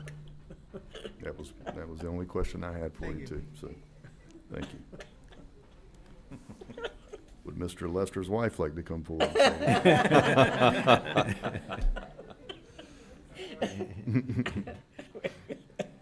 Very good. Anyone else here for? Anyone here opposed? Okay. Here, please Yeah, come just forward. have to speak. State your name for the record, please. My name's Dawn Lambert, and I live at 934 Springfield Egypt Road. I'm not really opposed. I just want to know, why have they been living there for 4 months? And why are we just now doing this? I mean, I know they've been there at least living in campers for 4 months. So I think that 4-month period should count towards that 12 months. Is this a code enforcement issue presently or no? They knew when they bought that place the shape that it was in. Okay. It is a code enforcement issue? Okay. So this is how it was brought to us, was for the code I enforcement? know probably at least 4 months they've been living in campers. Very good. I must have missed that in the presentation. Sir, did you have anything you want to add? My name is Matthew Marshall. My only thing is it says AR2 on here, but the letter we received in the mail, it says AR1. And then she said it in her thing. I just wanted to make sure that it's only them 2 campers. I just don't want no campground behind my house. I mean, I literally butt right up to it.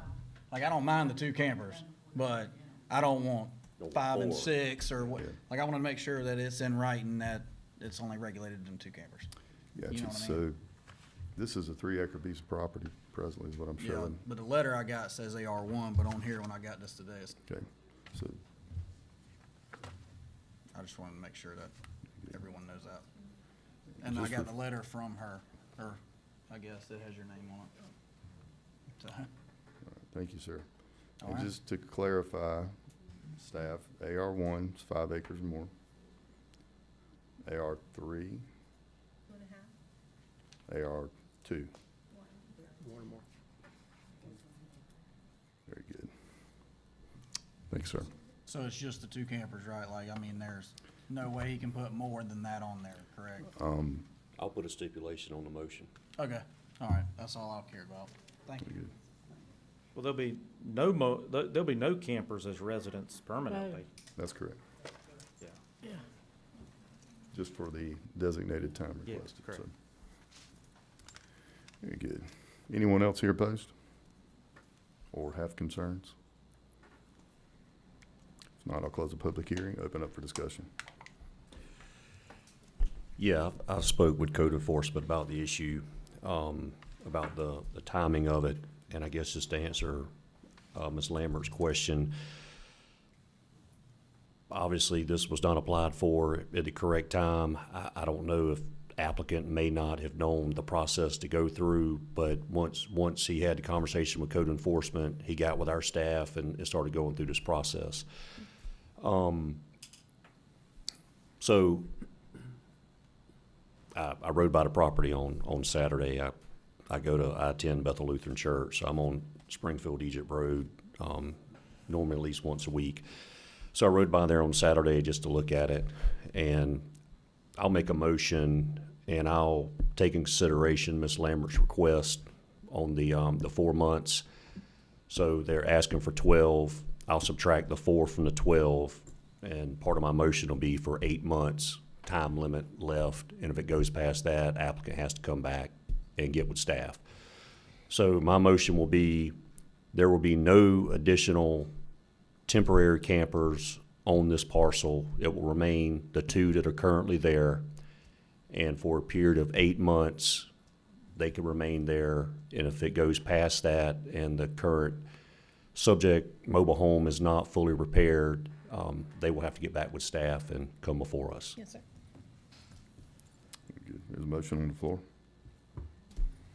Y'all good with that, or was that clear as mud? Or? Yeah, I mean, giving them at least the opportunity, should something happen and they need to come back.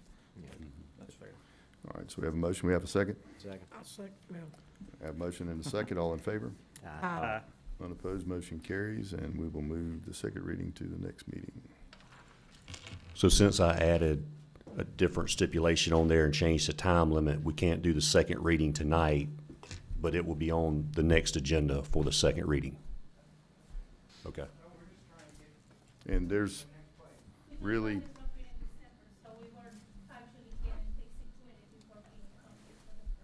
yeah, So the Okay. 8th month will not start until the second reading, right? Technically. yeah. Yeah, technically. Yeah, correct. Yeah. Yeah. That's right. The second reading, you don't necessarily need to be in attendance. It's more of an administrative deal for us, so there's nothing really more to add there. So. Very good. And that will be on? April 21st will be when the second reading happens, so very good. All right. Moving to item 11 is a public hearing. Consideration to approve an application by Steve S. as agent for Shronda Louder for a conditional use to allow for a beauty school in B2 located at 135 Goshen Road Extension, Unit 103, map number 465F, parcel number 2 in the 5th District. Thank you. Kimberly Barlett, Senior Planner. The applicant is requesting a conditional use approval to operate a beauty school within an existing commercial shopping center located at 135 Goshen Road Extension, Unit 103 and 106. The property is zoned B2 General Commercial District and is surrounded by similar commercial uses that serve the broader community. The proposed business will occupy 2 suites and provide instruction in hairstyling, esthetician services, and nail technician services, with students performing clinical work on mannequins, members of the public, and each other. The school anticipates up to 25 students at max capacity and 2 to 3 staff members, with customer traffic estimated at 10 to 20 clients per week. Hours of operation are expected to be Monday through Friday, 9 a.m. to 5:30 p.m., with potential for evening classes extending to 8:30 p.m. The business is an existing operation that is relocating and expanding. The parking will be provided in the grass area as per their lease agreement. Staff finds that the request is consistent with the intent of B2 zoning district, which supports a wide range of commercial uses, that a beauty school is permitted through the conditional use process. The proposed use is compatible with surrounding commercial area, which already accommodates higher intensity business activity and is not expected to create adverse impacts related to traffic, noise, or operations. The site has adequate infrastructure, including access to county water and sewer, and is located along a well-traveled corridor with sufficient accessibility. Additionally, the request aligns with the comprehensive plan with the following stipulations. in an Effingham County occupational tax certificate shall be obtained and kept in good standing. And disposal and storage of products will comply with all applicable laws and safety requirements. Good, thank you, ma'am. If the applicant has anything they want to add, please come forward. Let's see.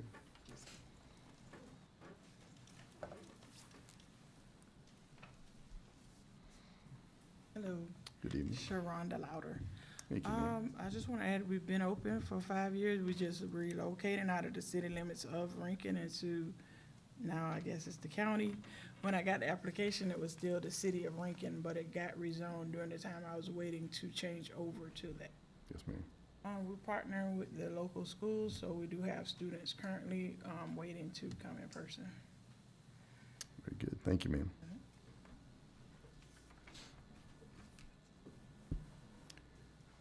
Anyone else here for? Anyone here opposed? I see none, I'll close the public hearing, open up for discussion. The only comments that I've received were from other businesses, the dental office next door, just about parking, but it sounds like that's addressed with the designated parking. I mean, I would just suggest you let your students and instructors know where to park, because they, could technically, I guess, have them towed. That would be on them, but yeah, I'm sorry.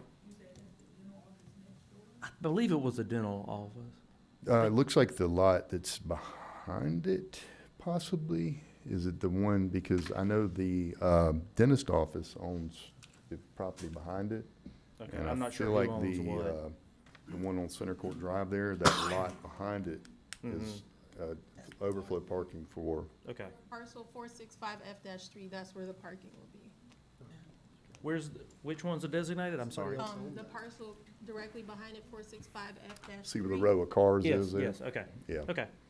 So yeah, just let your students know to park there, because there are other, obviously, commercial businesses there that have Yeah, but if they, pay rent they and could want parking as well, so. have it posted with a local towing company, and you don't want that to happen. Understood. We came out and I took them for a tour around the facility and showed them where we will be parking. Yeah, yeah, Most schools have a long walk to the school anyway, sure. very long, right?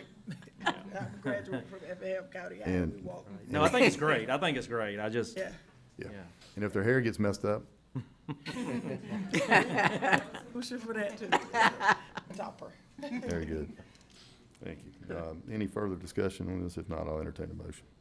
I make a motion to approve as presented. Second. We have a motion and a second. All in favor? Aye. None opposed, motion carries. Item 12, second reading, consideration to approve the second reading for an application by Steve S. as agent for Sharonda Louder for conditional use to allow for a beauty school in B2 located at 135 Goshen Road Extension, Unit 103, map number 465F, parcel number 2 in the 5th District. Make a motion to approve second reading. Second. Have a motion and a second. All in favor? Aye. None opposed, motion carries. Item 13 is a public hearing. Consideration to approve an application by Jeremy Hill as agent for Gwendolyn Beasley for a variance from section 5.1 to allow for decrease in required building setbacks in AR1 located at 582 Harry Lindsay Road, map number 235, parcel number 22 in the 3rd District. Thank you. Kimberly Barlett, Senior Planner. The applicant is requesting a variance to reduce the required rear setback from 50 feet to 25 feet in order to construct a 1,900 square foot attached mother-in-law suite on a 14.62 acre parcel. The property is zoned AR1 agricultural residential and currently contains 2 stick-built homes. The surrounding area consists of similarly zoned agricultural residential properties characterized by low-density development. Due to the orientation and existing layout of the home, the rear of the structure is the only feasible location for the addition, as construction on either side is constrained by the current configuration and setback limitations. Staff finds that the request meets the criteria for a variance. The reduction in the rear setback is not expected to negatively impact public health, safety, or welfare, as adequate spacing, access, and infrastructure will be maintained. The hardship is due to the unique placement and orientation of the existing residence, which limits the buildable area and makes compliance with the required setback difficult. These conditions are specific to the property and not generally applicable to others in the district. The request is consistent with the future land use map and aligns with the intent of the zoning district. The proposal is unlikely to create adverse impacts on surrounding properties. Thank you, ma'am. If the applicant is here and has anything to add, please come forward. My name's Jeremy Hill. I'm doing this for the Miss Beasley and the Phillips. They're doing this addition. They have an 89-year-old and a 94-year-old grandparents that, to alleviate them from putting them in assisted living homes. They're doing this, and the Phillips mother is right here. She's already living with them in the existing home, and there's just not any room in the existing home. And yes, it does cut that back setback down to 27 feet. You know, but the land behind it is also relatives' property with no addition. And you've got line right away in the middle, in the No front part. complaint. And if you can see on the map, the way the house kind of sits at an angle, the easement to this property is on the right-hand side of this property, the way you're looking. So from my view, what I've been told is the easement would be my front setback. And the reason this was put in this orientation is because that was considered a right-hand setback, because the front would be facing that right-hand side of this parcel, which is the easement. The part in question was, we considered a side setback, which may be an oversight on our part. The county is saying that's the back setback. That's why this has become an issue. We thought we were good with 27 feet because of a right-hand setback, but with that being determined as the back setback from the county, it kind of threw a monkey wrench into our plans. And like I said, we were supposed to start this back in February. All this has kind of pushed it back. We're really trying to get moving because, like I said, they're 89 and 94 and have some pretty significant health issues that they want to get them close. And they're in another state right now, and until this is done, they can't get them any closer. Thank you. Thank you. Yeah, it looks like the position, the house is like 2 o'clock and 8 o'clock. So. It's kind of weird. And then you have line right away in the front of the property as well. So. It's not touching Harry Lindsay Road, so it's kind of confusing. Very good. Anyone else here for? Anyone here opposed? Okay, with that, I'll close the public hearing, open up for discussion from the board. Yeah, I've talked to Mr. Hill about this several times and all the details on the particular situation. Large tracts around this parcel, and I've had no one contact me on any concerns or complaints on it. And with that being said, I don't have an issue with the request. So I mean, if there's no questions or concerns, I'll make a motion to approve the variance request. I'll second it. But would this be considered an ADU or not?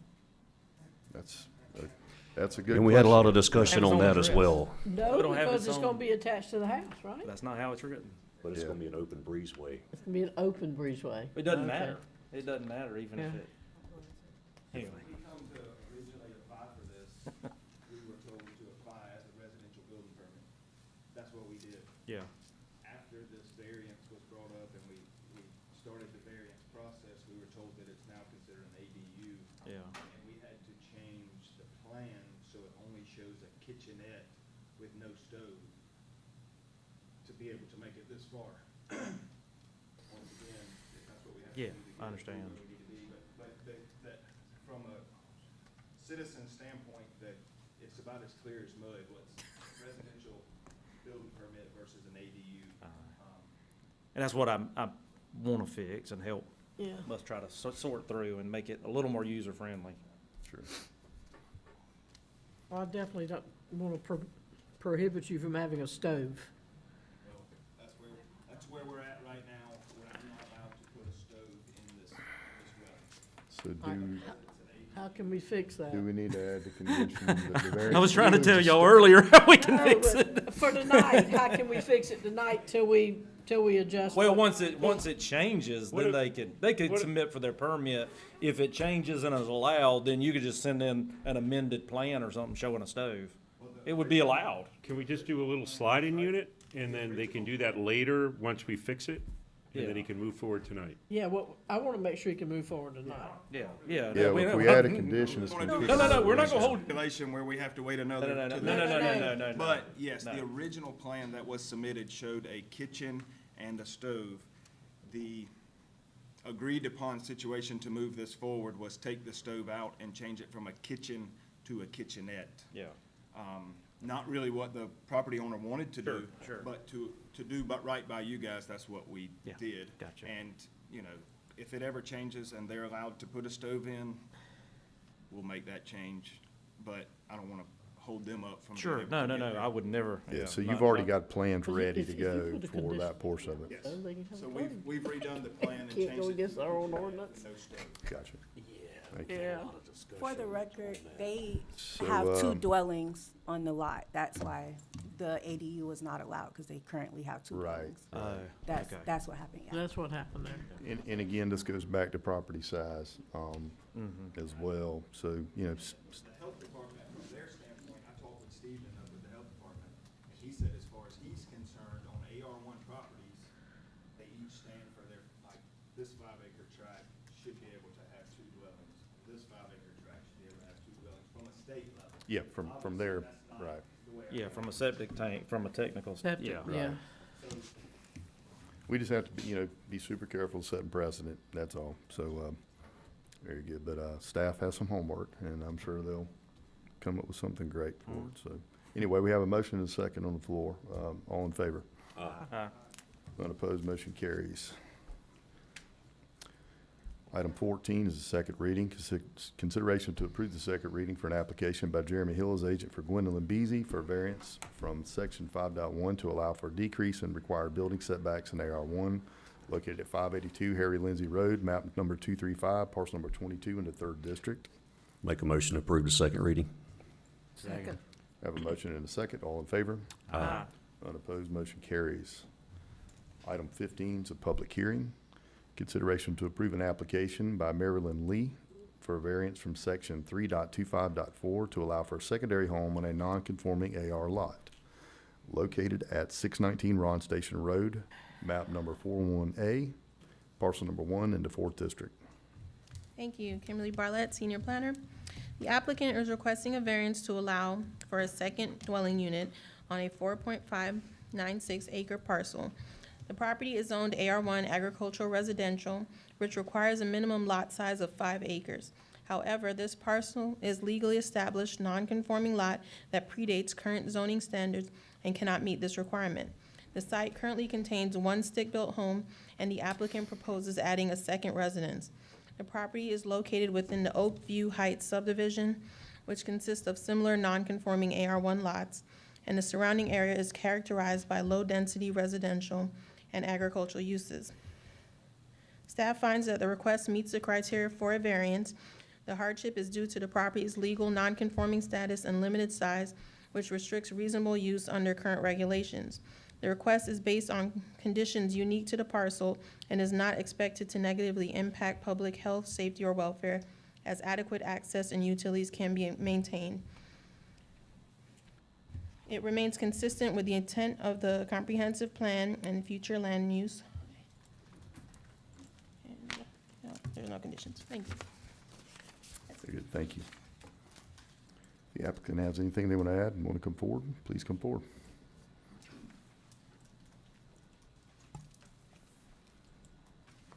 Good evening. I am actually not Marilyn, I'm Hillary, I'm her daughter. She was unable to make it this evening. So the whole point is to add a second home, so that I could live here to take care of her. She's 77 years old. She's got a lot of heart problems, but I have a family and she has a small house. So, we're just trying to get it to where we can have a second home on the property. I work here in Rankin, so it'd just be really convenient. Very good, thank you, ma'am. Thank you. Mm-hmm. Anyone else here for, please come forward. I see none. Anyone here opposed, please come forward.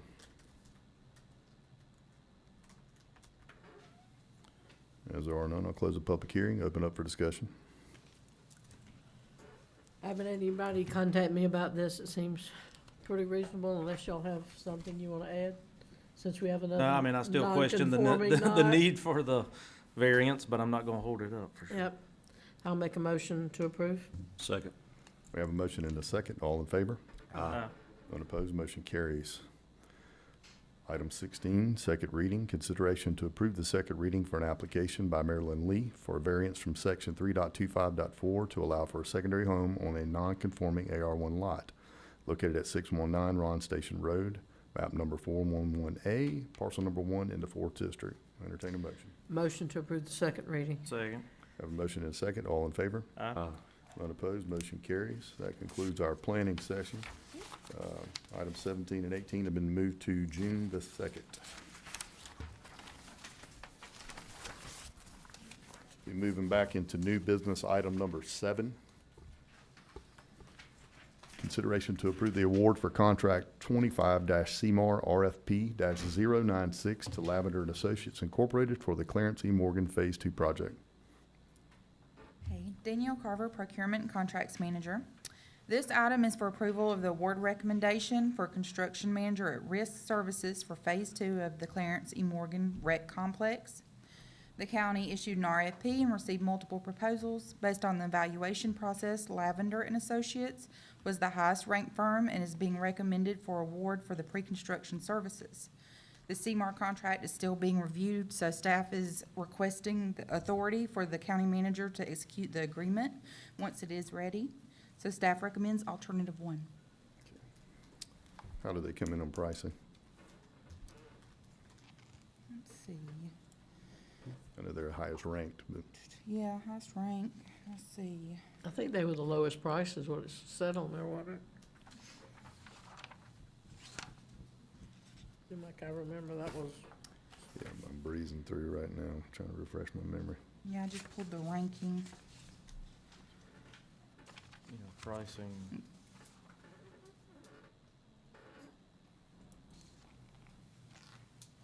I can grab my laptop and look it up real It's- fast. it's I fine. just had the ranking based on like the It's- evaluation, and pricing was worth 30%. Gotcha. They were at 26.9 on pricing, Okay. which was the highest pointed points. I don't know what the dollar is, but that's the score. Yeah, I didn't remember seeing any dollar figures on this Yeah. one, so, okay, very good. All righty. Anyone else? Not, I will entertain a motion. Make a motion, we approve. second. Have a motion and a second. All in favor? Aye. Unopposed, motion carries. Item 8, consideration to approve the contract award CMAR RFP 25-CMAR RFP-106 to Reeves Young LLC for the Marlow Water and Sewer CMAR project. Yes, sir. This item is for approval for the award recommendation for Construction Manager at Risk Services for the Marlow Water and Sewer Project. The county issued an RFP and received 2 proposals. Based on the evaluation process, Reeves Young was the highest ranked firm and is being recommended for award. Staff is also requesting authority for the county manager to execute the agreement once it is ready. So staff recommends alternative 1. Very good. And I see Reeves came in at lowest on this one as well, so. Yes. No discussion, I'll entertain a motion. Make a motion to approve alternative 1. Second. Have a motion and a second. All in favor? Aye. None opposed, motion carries. Item 9, consideration to approve the contract award for ITB 25-ITB-108 to Reeves Construction for the Blue Jay and Midland Roundabout Construction Project. Yes, sir. This project will construct a single-lane roundabout at the intersection, including grading, drainage improvements, and full roadway construction. We received 6 bids, and Reeves Construction Company was the lowest responsive bidder. So staff recommends alternative 1. Good, thank you, ma'am. Any discussion? If not, we'll entertain a motion. Make a motion to approve alternative 1. Second. Have a motion and a second. All in favor? Do we have a ETA on this one as Yeah, far as, that was gonna ask the same question. Tim? Yeah, once notice Here comes to John. proceed is given, 365 days to 65. completion. So 12 months once it's let, Next March. 12 months. Notice to proceed, so we have to sign the contract still, but once the notice to proceed's been issued and the contract's been signed, it'll be 12 months. So I anticipate probably be May next year. May of next year. That's maximum, or is that estimated? That's the maximum in the Max. contract. So it They could be 10 months. Yes, sir. Very good. We have a motion and a second. One on the coming, that's floor. a bad intersection. Bad intersection. All in favor? Aye. None opposed, motion carries. Item 10, consideration to approve the donation of construction easements for the City of Springfield Streetscape Project. Yeah, good evening. Jonathan Holm, county engineer for Effingham. Happy Easter. Good to see y'all. This here is a donation for construction easement for the City of Springfield to do the streetscape. There's no right-of-way being donated as a part of this. It's just the construction easements, and it's primarily at the courthouse off of Laurel Street. It's 3 different parcels. So once the project's complete, the temporary construction easements will go away, and the property will be returned back to how it was, but better. So staff's recommending alternative 1 for a donation to the City of Springfield. We'll entertain a motion. Make a motion to approve as presented. Second. A motion and a second. All in favor? None opposed, motion carries. Item 11, consideration to approve amendment number 1 to the engineering services agreement with Goodwin Mills Kaywood LLC for easement acquisition services associated with the Effingham County Regional Water Supply Project. Sarah Lauren Schuman, Engineering Project Coordinator. This item is amendment number 1 to our existing agreement with GMC for the Regional Water Supply Project. The original contract with GMC covered engineering services, but it did not include easement acquisition. So as the project has progressed, we've now reached the phase where property acquisition is necessary to move forward with construction. We need to acquire easements for approximately 57 parcels, and while the county would typically hire a separate right-of-way firm, GMC has already begun portions of this work, so continuing with them helps avoid delays. This amendment expands their scope to include property value estimates, negotiations with property owners, appraisals if needed, and preparation of legal documents and offer packages. GMC will also coordinate with their subconsultant, THC, who specializes in right-of-way acquisition services. The total cost for these services is $380,200, and they are needed to keep the project moving forward and on schedule. So staff recommends alternative 1. Quick question, this is just in general. I had a call from a constituent the other day that surveyors and appraisers had contacted them, but does the county usually send out any of these type things where people's property is going to be affected? Does the county send out something saying, hey, your property is going to be impacted by this project? Yes, where was this? Jonathan, the one I sent you on Low ground? Low Ground. Oh, yeah, so we did. He claimed nobody from the county's been in touch, and Oh, gosh, we've had, They what, get- 2? Yeah, so we've had multiple, okay. we've had multiple. I want to make sure, like this one here, they'll get a mailing and contacted as well. They get a door hanger and they get Okay. a letter mailed to them. Yeah, so, and if I can go against the process, we've actually recently changed it and upgraded it because we originally started sending a mailer out to folks, and then we had a meeting, and then everybody said they never got the mailer. So we now send them out certified. I'm not kin to him either, by the way. Yeah. We now send them out certified, and then we also have code enforcement staff actually put a little door hanger message on their door to let them know, and then we also have a public meeting. Door hangers, the door hangers are a great idea. Yeah, we've been trying to kind of do a little bit of overkill to make sure that people aren't surprised. I just forwarded it to Jonathan, he handled it, I'm sure. I did contact him for the record. Thank you. Thank you. And the daughter too. Okay. Okay. They've been taken care of. Sorry, Lauren. Yeah. Just for, I'll be that guy today. How do we avoid this from coming up? This is $380,000, no competitive bid really on this, correct? What's that? There's no competitive bid on this particular project due to, Due to professional services, and so what we were originally going to use a separate firm for this. They, because of all the other right-of-way work they were doing, they had to basically either put something on, in the back of the line. We didn't want to do that, and so we contacted GMC on that, who's working with the local contractor to move this forward. Okay. And it's just mostly because of timing on it. is this that we need to move this comparable forward. to the contract that we have or the rates that we have Yes. with our existing? Okay. Mhm. Very good. And all this land is under power line. Yeah, so It's all under power line. yeah, the section of this it's privately owned land, but it currently is under a Georgia Power easement. So we're just requesting permission to put an easement on top of an easement. We good? To be totally transparent, there are 3 parcels at Old Augusta. Due to the congestion of where it crosses, that it does leave the easement just for a small stretch. So there will be some private property, but not much. Very good. Thank you. Any further discussion? If not, I'll entertain a motion. Make a motion to approve. Second. Have a motion and a second. All in favor? Unopposed, motion carries. Item 12, consideration to approve an easement agreement between Effingham County, Blue Jay Commons, and Braley Investment Properties to allow access, drainage, and related infrastructure improvements between the properties. Trey Wilkins, Capital Project Manager.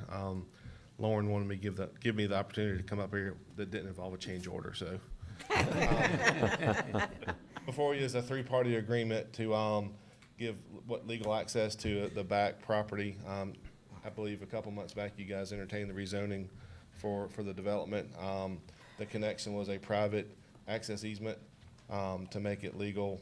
That easement's now being transferred over into Effingham County ownership. So now they have legally Effingham maintained access to their development. Which is a good thing.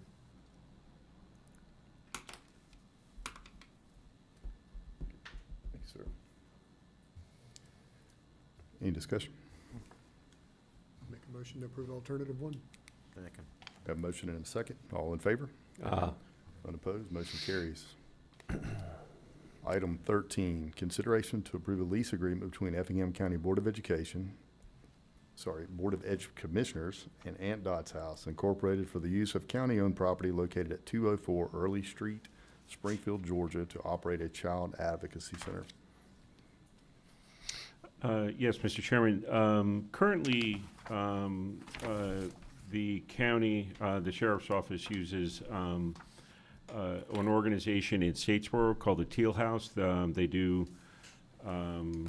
forensic interviewing, advocacy, forensic medical exams for children who were victims of child abuse and sexual abuse. And so because that's such a long distance and a stressful situation, the sheriff's office has been advocating to get a location here in Effingham. To that point, we've gotten some volunteers who formed a 501c3 to get this started, and they need to have this address established in order to facilitate the process to get state funds. They're also working with volunteer contractors to provide any necessary upgrades to the facility. And the county may have to provide some, potentially some services in the future that couldn't be provided by the volunteers and donations. But this will get that ball rolling. And so we're happy to hear this. We're happy to hear that There are folks in the county, Susie Davis, who are stepping up to answer the call here, and staff recommends alternative one. Thank you, sir. Yeah, this is a great program. Do we know how many leases do we give to do we have multiple leases to different not-for-profits that we're doing now, or Yes, we donations, do. or- And most of them, I would venture to say all of them have some sort of state funding associated with them, 501c3s. The ones I can think of, for example, are like Action Pact and Family Connection.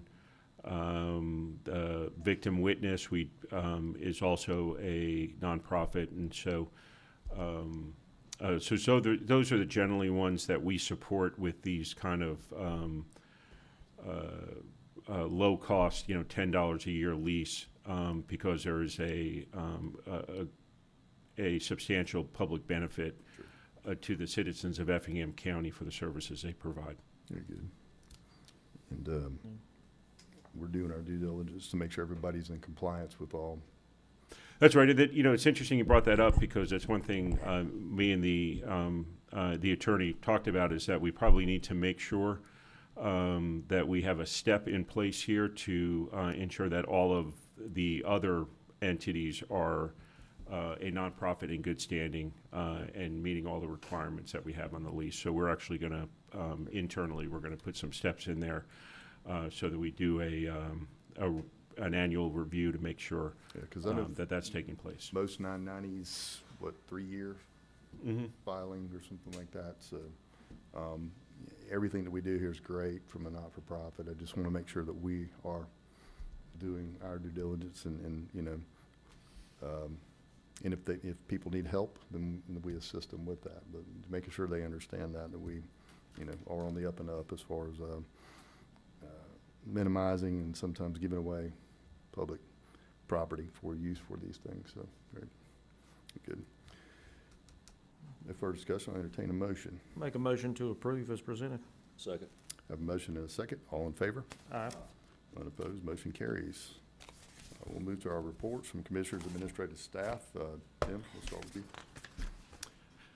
Yeah, I did want to bring up that I know we're trying to get set up prior to after we approve the budget, but maybe sometime at the end of June to do a really short one-day, preferably in-town retreat.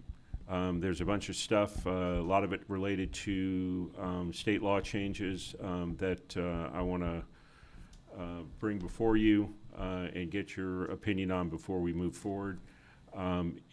And all of this is time sensitive, so we're not going to kind of, just throw up a all-encompassing retreat. It'll just be for the items that we really need to address. We're going to try and come up with a We got it.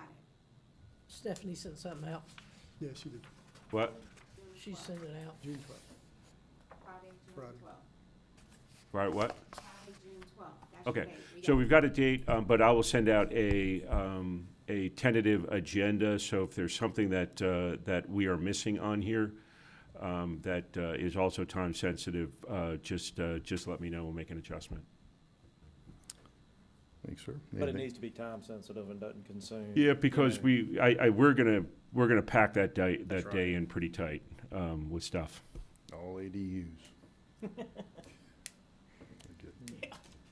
Hope that's resolved by then. We'll start on the opposite end. Mr. Kiefer? If we can, Oh. real quick, Sorry. June 12th, Mm-hmm. 9 to 5. The date discussed with the board, and we've received 4 confirmations for our August retreat, for our summer retreat, August 14th through the 16th. So I need to know if Chairman Ron and Commissioner Floyd, if that suits your schedules. I'm pretty open, so August what? 14th and 16th. Could be a Tahiti. Yeah. Are you good? Yeah. All I'm right, good. so we're good, we're locked. So 14th, 16th, and June 12th. 12th. That should be a lock on this. All right. Mr. Kiefer? I know we're gonna get an update on the recent DRT, incident, so I'll just wait on that, and that's my biggest thing I wanna. Good. Mr. Helm? I'm good, thank you. Mr. Deloach?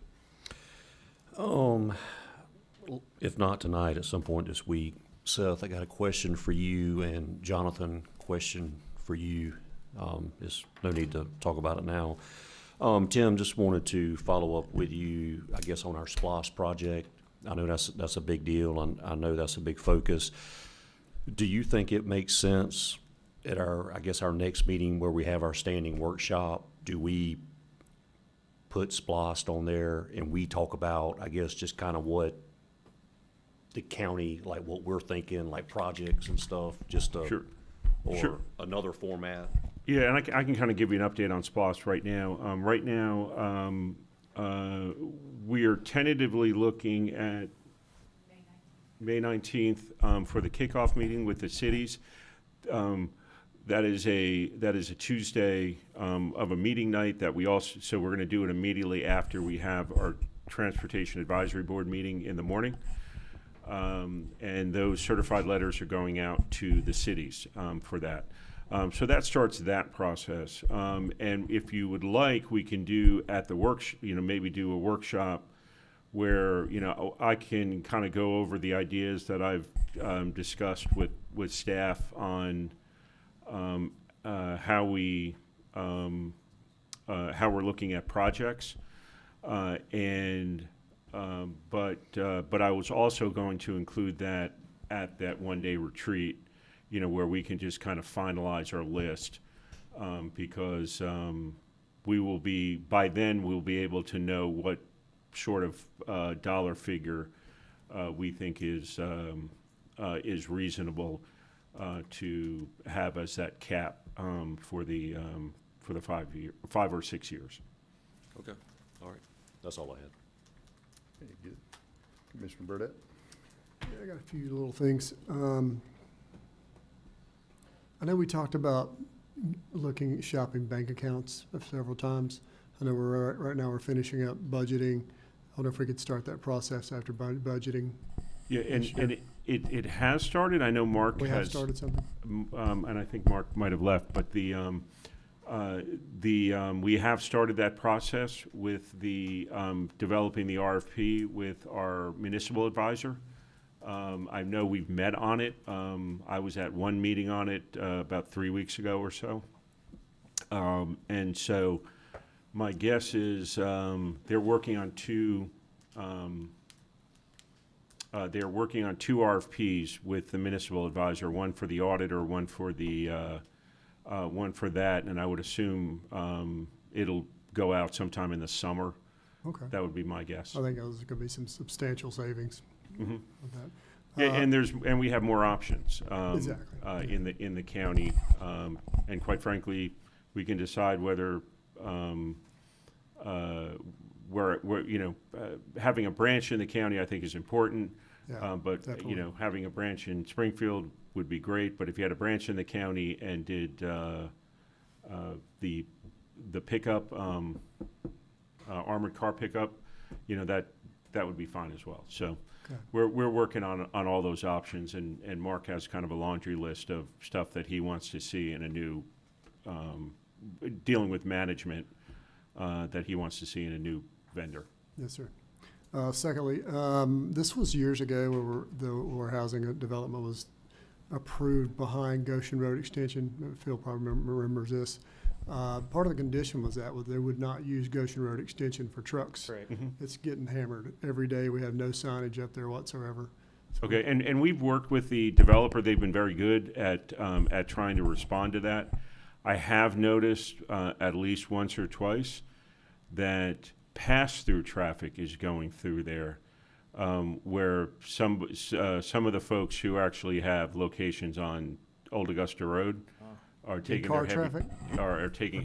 are taking the trucks all the way through there. Yeah. Which they're not allowed to do that either. Exactly. But we And can't that hold may the be- developer accountable for that. Yeah, I can't hold the developer accountable to that, but if it's anything in-house, I know they've cracked down last time we asked them to do it, and I don't think they'd have a problem doing it again Yeah, if but it's that- anybody within there. It probably, we have no signs or anything that says no trucks. Okay. And all that stuff. Yeah, so it's a we can- public road, so we can take care of that part. Okay, that would probably help. Lastly, it's probably for Jonathan, Red Oak Lane, I know we went there, for an incident, but also we were talking about, and I should have got this update earlier, we got it rushed toward the end. We're gonna do a new survey there and then a fence replacement on the face. I was gonna just get an update on that, see where we were with that.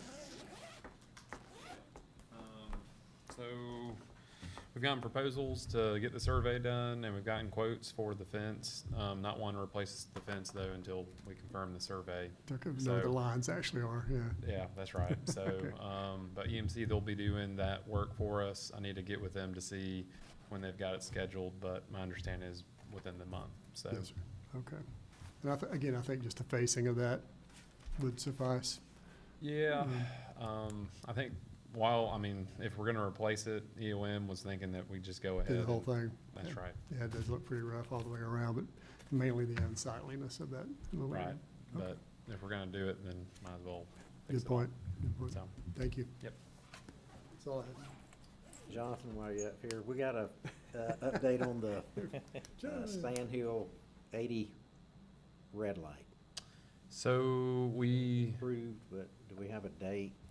I need to circle back and look at that. It's on GeoPie, I believe, but, I'll coordinate with GDOT to see what the latest update is on that, but. Okay, and then I mentioned to Tim, the double line in front of Jabez Jones and Roebling Road on Highway 17. So you can turn out of that and turn right into somebody passing, the way it is right now. And that'll be, I guess, through GDOT as well, since it's Highway 17. Yeah, we can send a request for that. It's and see- single line now, but you can turn out either one of those and turn into somebody passing. Yeah, I think we'll send a letter to GDOT to see what they want to do with it, but it's their right of way, so. Fair enough. It's just a safety issue, I think. Yes, sir. And I've been called on it. Sure. Yeah, we'll see what we can do. Can I double back real fast? I just want to follow up on the Water and Sewer Committee. It's not you, you're good. Unless you want. The Water Sewer Authority. Just trying to keep that on the forefront. Yeah, I know we met on that. I just have to refresh my memory after we had that meeting I want to keep it. on setting that up. Yeah. I think it's a matter of probably having some kind of a joint meeting with someone who That's right. knows about it and can tell us a little more. We discussed that at the joint meeting. You weren't there, were you? The cities are interested in discussing it, so. Okay. Yeah, we're gonna bring in someone who can better explain it and bring it to everybody's Yeah. discussion. For me, the only thing I have is, where are we at on the parkway? Would like to discuss that with you during executive session if you wouldn't mind.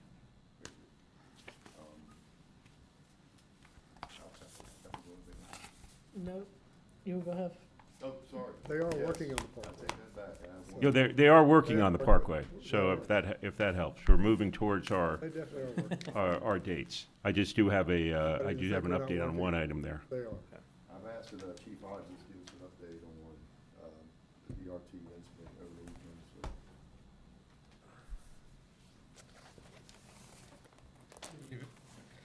so.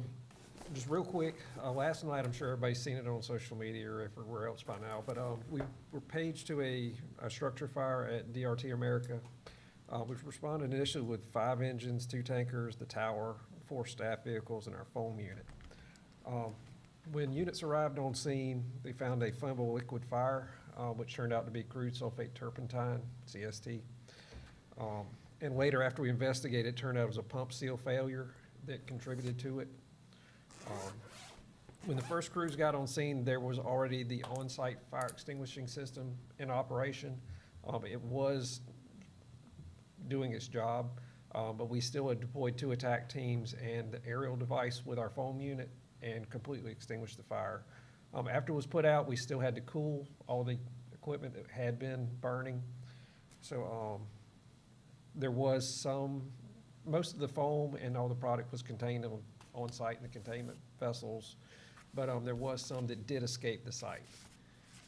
So as such, there's an emergency environmental contractor that was contacted by the company. They arrived on site last night, and they've been there all day today, which I can verify that. And also, we went ahead and contacted Georgia EPD while this event was going on last night as well. As of today, we've been working with Georgia EPD. I've spoken with the State Fire Marshal's office, several people there, the EPA and OSHA, a couple people at OSHA. So we've tried to involve everybody that's possible in this thing.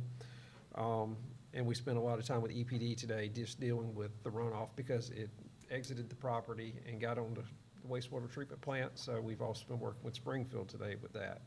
And they're working on the remediation strategy that has to be approved by Georgia EPD. Is any of that toxic? Not toxic, but I mean, anytime there's runoff from the site, that's just something we've got to monitor and make sure it's cleaned up appropriately. There is air monitoring on site. We don't have any reason to believe there's any threat to the public. There is a smell out there. I mean, there's no denying there's a smell going on right now. But there is, EPD does have air monitoring on site. How many fires we had at that site? 3 or 4. Oh, isn't I'm it? thinking 4. I'm thinking, I think 4. This would be number 4. It's either, I believe, number 4. Okay. I was doing a little homework and asked, how many fires are typical for a chemical plant? And out of 13,500, roughly 1 every 500 years is typical. So just wanted to bring that to our attention. You know, that's from National Fire Surveys there. So we obviously have a problem that continues. How Appreciate flammable? their efforts to, you know, try to mitigate the smell, but safety's also a component as well. And this was actually the first, yesterday was the first day that they were back in operation from the shutdown. They were on the shutdown schedule while school was out, if I'm not mistaken.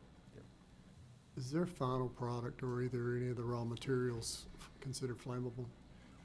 Everything is. everything's flammable. All It's that's turpentine. the turpentine. The stuff back in March has a From what flash goes point. into what comes out is flammable. Yeah. Yeah. What was it, 80 degrees, the flash point on the last piece? For alpha pinene, yes. 80 degrees? 80 degrees.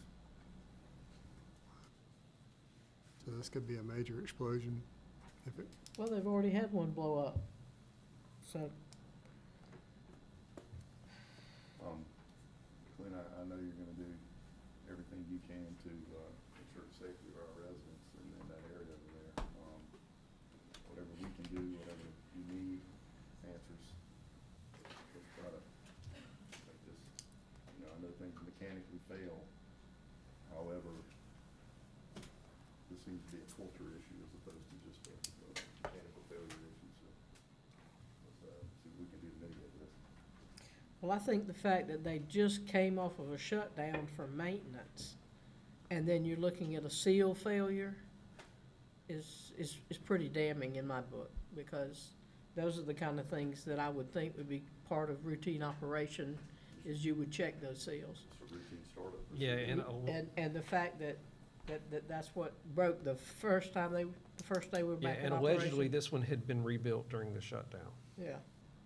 So, Which something, maybe a bolt's got tightened down too much, and, I mean, they're all kind of something was things. I faulty. appreciate you and your whole team, everybody that's responded.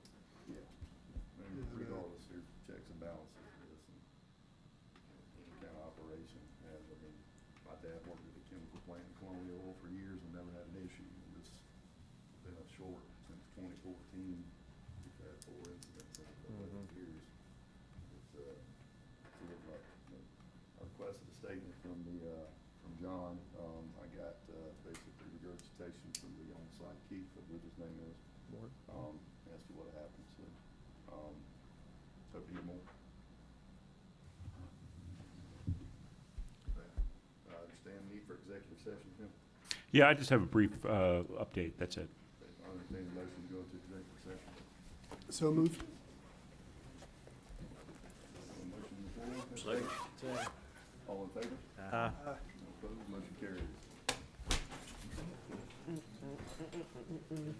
All right, see you guys later. Coming in, appreciate it.